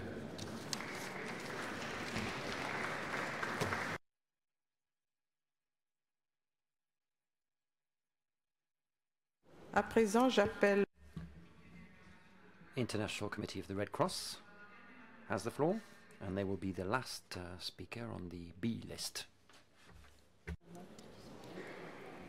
Juste après, je dirais, nous passons à la liste C, et à ce moment-là, je vous dirais que le temps est parti. Voilà. Ladies and gentlemen, Madam Chair, I first wish to express my deepest sympathy on behalf of the International Committee of the Red Cross to the people of Somalia following the recent tragedy that cost the lives of hundreds of people in Mogadishu. I am actually particularly pleased to address you today in this wonderful venue, as St. Petersburg is in fact one of the cradles of the law of war. It was here in 1868 that 19 states adopted the first ever formal international treaty prohibiting the use of certain weapons, which at the time were considered as inhuman instruments of war. Ladies and gentlemen, this year marks the 40th anniversary of the additional protocols to the Geneva Convention of 1949. Together, these two treaties form the foundations of international humanitarian law and are still the cornerstone of protection and respect for human dignity in contemporary armed conflict. The additional protocols, which are amongst the most widely ratified instruments in the world, strengthen the protection of victims of both international and non-international armed conflicts by consolidating important limits on way wars can be fought. In fact, Additional Protocol 2 to the Geneva Convention was the first ever international treaty devoted exclusively to non-international armed conflicts, which still today are the most prominent form of conflict on the planet. The anniversary of these protocols is actually an important opportunity to reflect on the concrete value of the law of armed conflict in today's world, and most importantly, on ways to further strengthen compliance on the ground. In this regard, I wish to thank the Inter-Parliamentary Union Committee to Promote and Respect International Humanitarian Law for having organized a debate today. And as the ICRC has stated on numerous occasions, including before this Assembly, international humanitarian law is still a critical tool to protect human life and dignity when armed conflict arises, and efforts should be focused on strengthening its respect. Action is needed. The role that you play as parliamentarians is essential. You are in a unique position to strongly influence how the law of war is promoted, strengthened, and most importantly, implemented by state. We urge you to act and to come to the ICRC for support if needed. Thank you for allowing me to conclude this long day of debate, and thank you for your attention.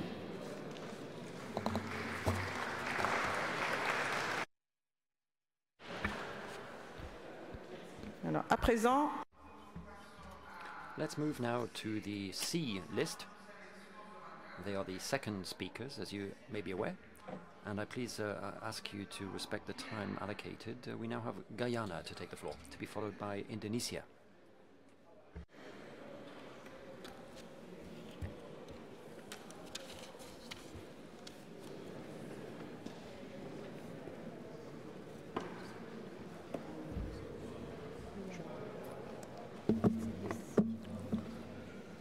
Madam Chair, fellow parliamentarians, I sincerely thank the Honourable Speaker from Guyana for sharing with me the time allotted to this delegation to address this IPU Assembly. As both a South American and a Caribbean state, Guyana invites you to spare a kind thought for countries in our region which have been ravaged by recent hurricanes and earthquakes. Our peoples of various nationalities, different ethnicities, and multiple cultures, especially those in small island Caribbean states, are threatened by the effects of global warming and consequential climate change. Guyana is a typical salad bowl of diverse ethnicities, cultures, and traditions, which still face challenges from its colonial legacy of inter-ethnic strife and division. But over 50 years of our independence, we experience an uneasy peace, not from conflicts within, but from the threat from outside, from our neighbor Venezuela, whose government has rejected as final and binding the 1899 arbitral treaty that settled our respective borders under international law. This controversy threatens the development of Guyana, as well as the stability of the Caribbean region as a zone of peace. It requires us to promote the closest bonds between the peace-loving peoples of both Guyana and Venezuela. Our Parliament is here today to share our experiences and to learn as well from the examples of others in promoting cultural pluralism. In Guyana, our Parliament and the judiciary are independent from the executive. Both the Parliament and the judiciary enjoy full financial autonomy. Our Parliament functions under a bipartisan parliamentary management committee under the chairmanship of the Speaker. Both government and opposition are present at this assembly. Both government and the parliamentary opposition are united in promoting our cultural pluralism through interfaith and inter-ethnic dialogue, even when we disagree on legislative or fiscal issues. When Guyana became independent in 1966, our nation fashioned an aspiration in its motto, "One people, one nation, one destiny." Our Constitution defines the principal objective of the political system of the state as the establishment of an inclusionary democracy. Entrenched provisions in our Constitution protect all fundamental human rights, including protection from discrimination on the ground of ethnicity, gender, and religious cultural differences. After the 2015 elections, Guyana broke from rule by a single party that invariably represented one or other of the dominant ethnic constituencies described as Afro-Guyanese and Indo-Guyanese. For the first time, a broad six-party multi-ethnic coalition was elected to office. This is a new beginning for a multi-ethnic democracy, and we hope to broaden the social base of our governance system. Finally, our faith-based and inter-ethnic social partners add a valuable dimension through dialogue to the process of promoting cultural pluralism and social harmony. They all emphasize positive values, such as love for others, desire for peace and cooperation, respect for children, elders, and women, and a quest for truth, justice, and fair play. This is the Guyana story that I wanted to share, and I thank you for giving me the honor to do so at this assembly. Thank you. À présent, j'appelle Australia to be followed by Argentina.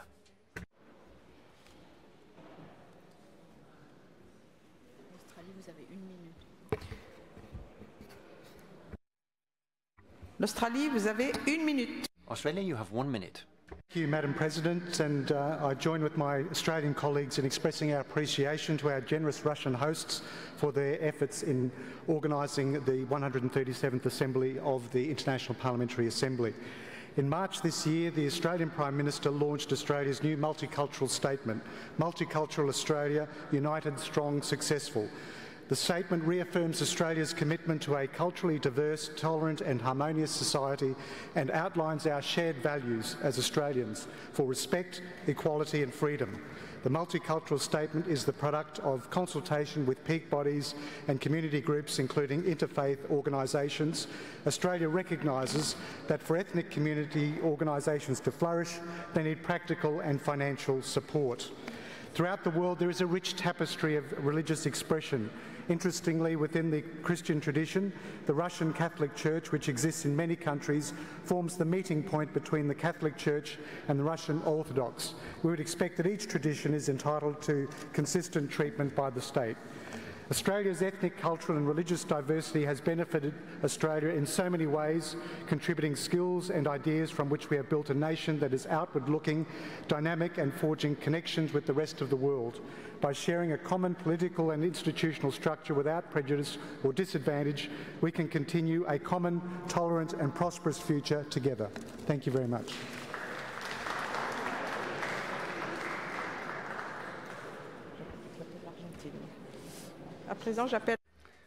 I call upon Argentina to take the floor, and they will be followed by Venezuela.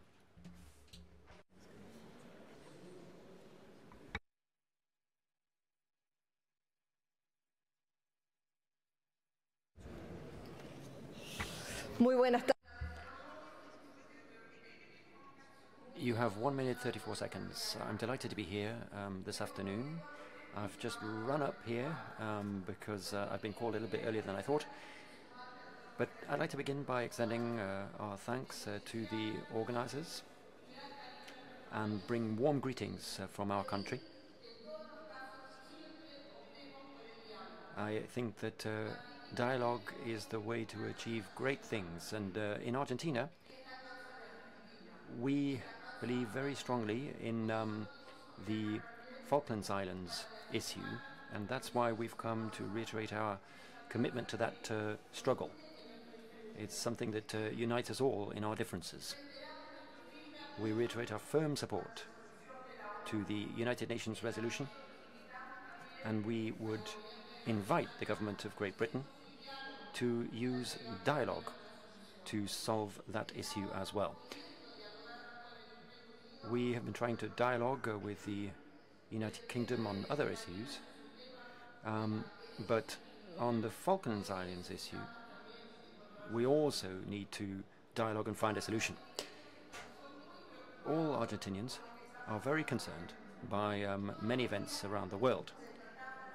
Every day we see new crises emerging, and we know that dialogue is the best possible tool of resolving those crises. That's why we need to listen actively to each other. Not only dialogue. Dialogue isn't about tolerating, it's about truly respecting others.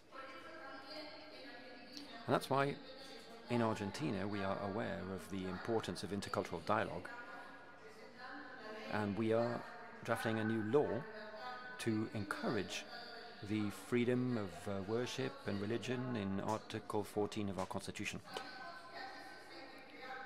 We know that we need to build trust sometimes, and the best way of building trust is through dialogue and respecting each other. If there are agreements that need to be changed, then we need to change those agreements. But not just ignore agreements, we need to respect them. Ladies and gentlemen, next year Argentina will hold the G20 meeting, we'll have a WTO meeting at the end of this year, and in 2018 we'll have the Inter-Parliamentary Union, or rather in 2019. Here, or next year, in Russia, there will be the World Cup. And that's somewhere where women haven't yet begun to participate fully. That's football. So I think we need to have more women in the boards of clubs, more women in FIFA, so that we can raise awareness of the need for women and men to participate. Thank you.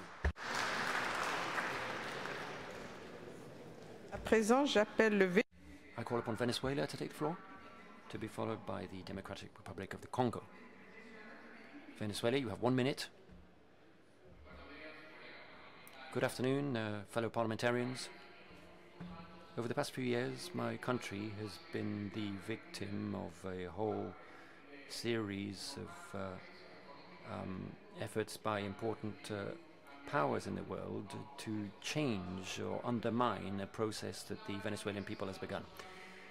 They have been doing this with political means, with ideological means, with the media, and as if that wasn't enough, they have now used military threats. Nevertheless, the Venezuelan people,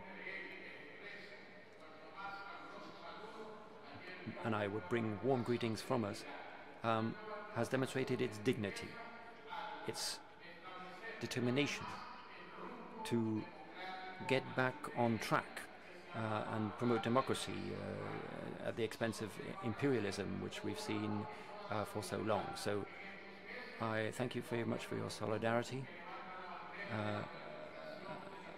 and your support for the right of freedom, self-determination, and we are convinced with our struggle and we will continue with it. Thank you very much for your support, parliamentarians.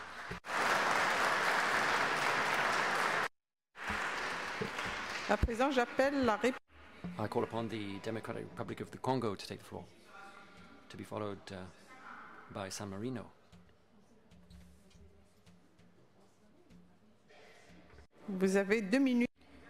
You have 2 minutes and 20 seconds. Thank you very much.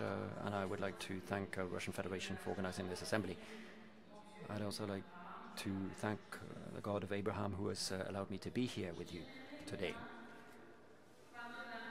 I'd like to talk about the Democratic Republic of the Congo, which is a very large country, a rich country in many ways, but a country that has suffered from so many wars since 1994.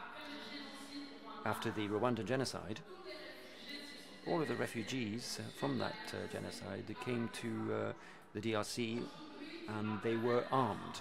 23 years later, that conflict has continued to play out within the Democratic Republic of the Congo because the international community has asked us to host these people who came with weapons and have spread a culture of violence in our country.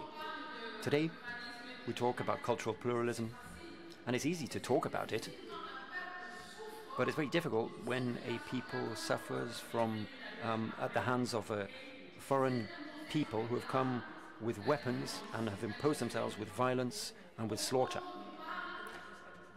At this very moment,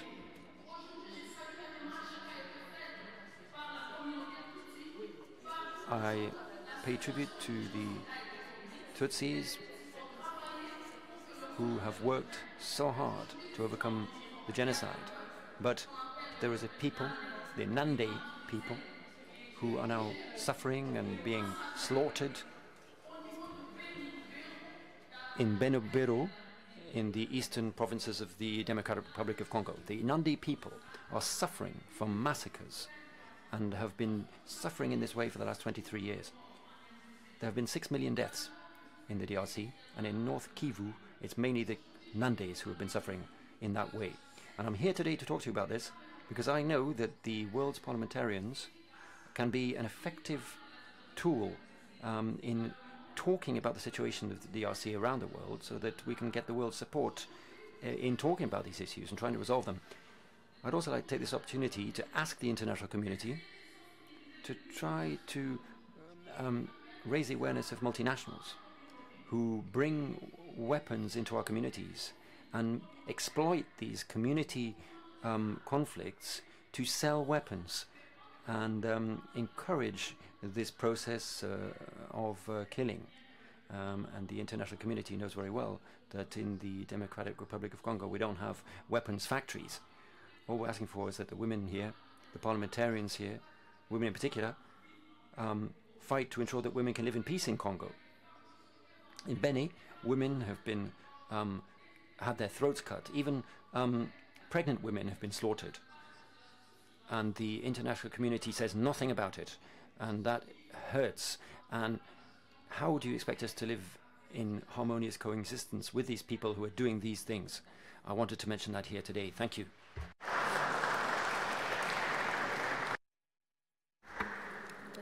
À présent, j'appelle I call upon San Marino, and they will be the last speaker on the C list of speakers.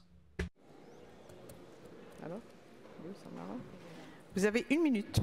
You have 1 minute. 1 minute. 1 minute. Honorable Chairperson, distinguished colleagues, I'm particularly honored to speak today. I would like to express my sincere gratitude for having had the opportunity to bring the contribution of the Republic of San Marino. It's not possible that people are enemies because they are different. Politicians have the responsibility to promote knowledge of the essential aspect of political, humanistic, and religious culture, to build bridges of love, justice, and forgiveness. We must not be afraid of dialogue. We must dialogue with people different from us and consider them not as a threat to our identity, but rather as a value and a source that can only enrich us. A true dialogue among religions without prejudice does not lead to the loss of their core feature, but helps rediscover and enhance what unites them, while preserving their diversity and peculiarities. The Republic of San Marino firmly believes that the only way to react to the buildings of walls is to build bridges of dialogue. This will unite and will also contribute to the international debate in order to be mediators among different religions and culture. Our country must continue to play this role together with schools and education by accepting different cultures in order to spread respect for one another, to offer young generations strategies for an inclusive life, and recognizing others as chances for growth. For this reason, yes, thank you very much.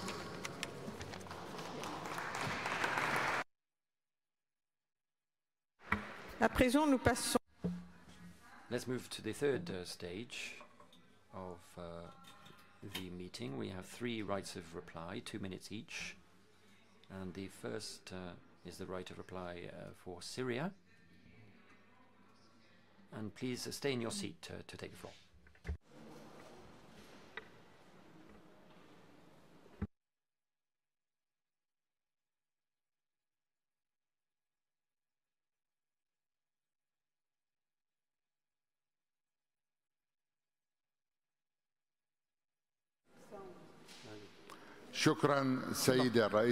Thank you, Madam President. What we have heard by one of the speakers who claimed to fight terrorism while they are at the same time the creators of terrorism and those who support it with arms, weapons, ideology and equipment, and they treat in their hospitals the wounded among the terrorists who have Syrian blood on their hands. Every time the Syrian Arab army crushes, along with its allies, terrorism on the Syrian land, they give them support through aggression against our territory and breaching our airspace in a flagrant violation of laws and international legality. The Council of the People in the Syrian Arab Republic denounces and condemns the aggression on the Arab and on the Syrian territory by the Zionist entity through the launching of a number of missiles yesterday, Monday, from within the occupied territories, targeting safe areas in the countryside of Damascus.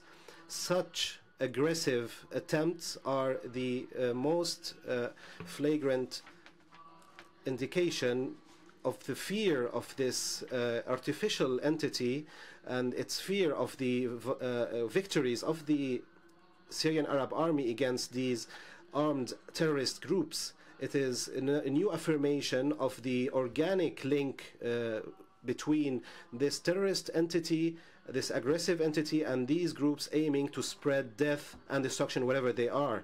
we at the Syrian People's Council call for stopping this entity from its flagrant attempts to cover up the defeat of those terrorists on the lands of Syria. And I would like to ask all my colleagues at the IPU Assembly to condemn this aggression which threatens the peace and security of our region. Thank you, Madam President. I now call on India for a right of reply. Please speak from your seat. You have 2 minutes.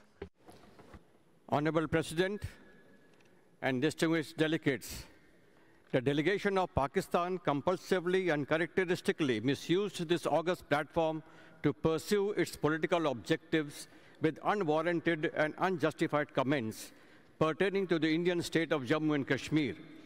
Hypocritical arguments of faith cannot mask an agenda of violence and practice of terrorism.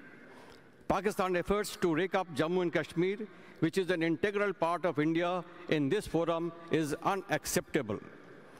It should instead look at its own people and those in Pakistan-occupied Kashmir who wage a bitter and brave struggle against daily abuse and torture. Religious and sectarian minorities such as Hindus, Christians, Shias, Ahmadiyas, Ismailis, and others continue to face discrimination, persecution, and targeted attacks. Places of worship of minorities are regularly vandalized and destroyed. Draconian blasphemy laws are used against religious minorities with impunity. Given the state of affairs, Pakistan should be well advised to put its own house in order. Pakistan should put an end to inciting, financing, supporting violence and terrorism in India and elsewhere in the world. This august body needs no lesson in ethics or faith from a global epicenter of terrorism. Thank you.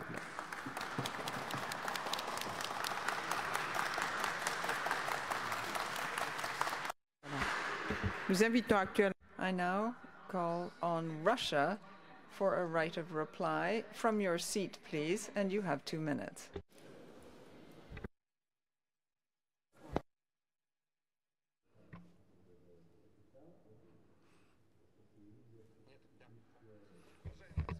Distinguished Chair, the Russian delegation would like to reply to the representative of Italy, Ms. Locatelli, who dedicated the whole her presentation not to the theme of today's discussion, but to our country, Russia, and to the problem of the violation of the rights of LGBT community.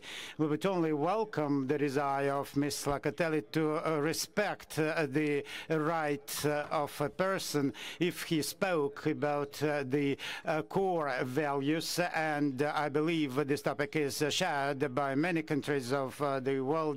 If she hadn't chosen politicized approach, Mrs. Locatelli cannot but know that in the 6 countries of the world, those represented in this union, the belonging to LGBT is punished with a capital punishment. We don't have capital punishment in this country, and she should know that in 70 countries of the world it is regarded as a crime, and Russia does not belong to the list of the states. We don't have now legislation, any repressive measures. Yeah, we have limitations, restraints, but they are related to the protection of human rights and the rights of children and adolescents, and the ban on propaganda of sexual bad orientation. And it cannot be recognized both in Russia and Italy, and it is the violation of legislation but not its implementation. Therefore, Ms. Locatelli, who was focused on just attacking Russia. She doesn't look as the promoter of human rights, but she speaks from the platform of blackmailer. Russia is a different country. It is different from what is being said in Italian mass media, and you in St. Petersburg can see it with your own eyes. We're happy to see you in our free and happy country. Thank you.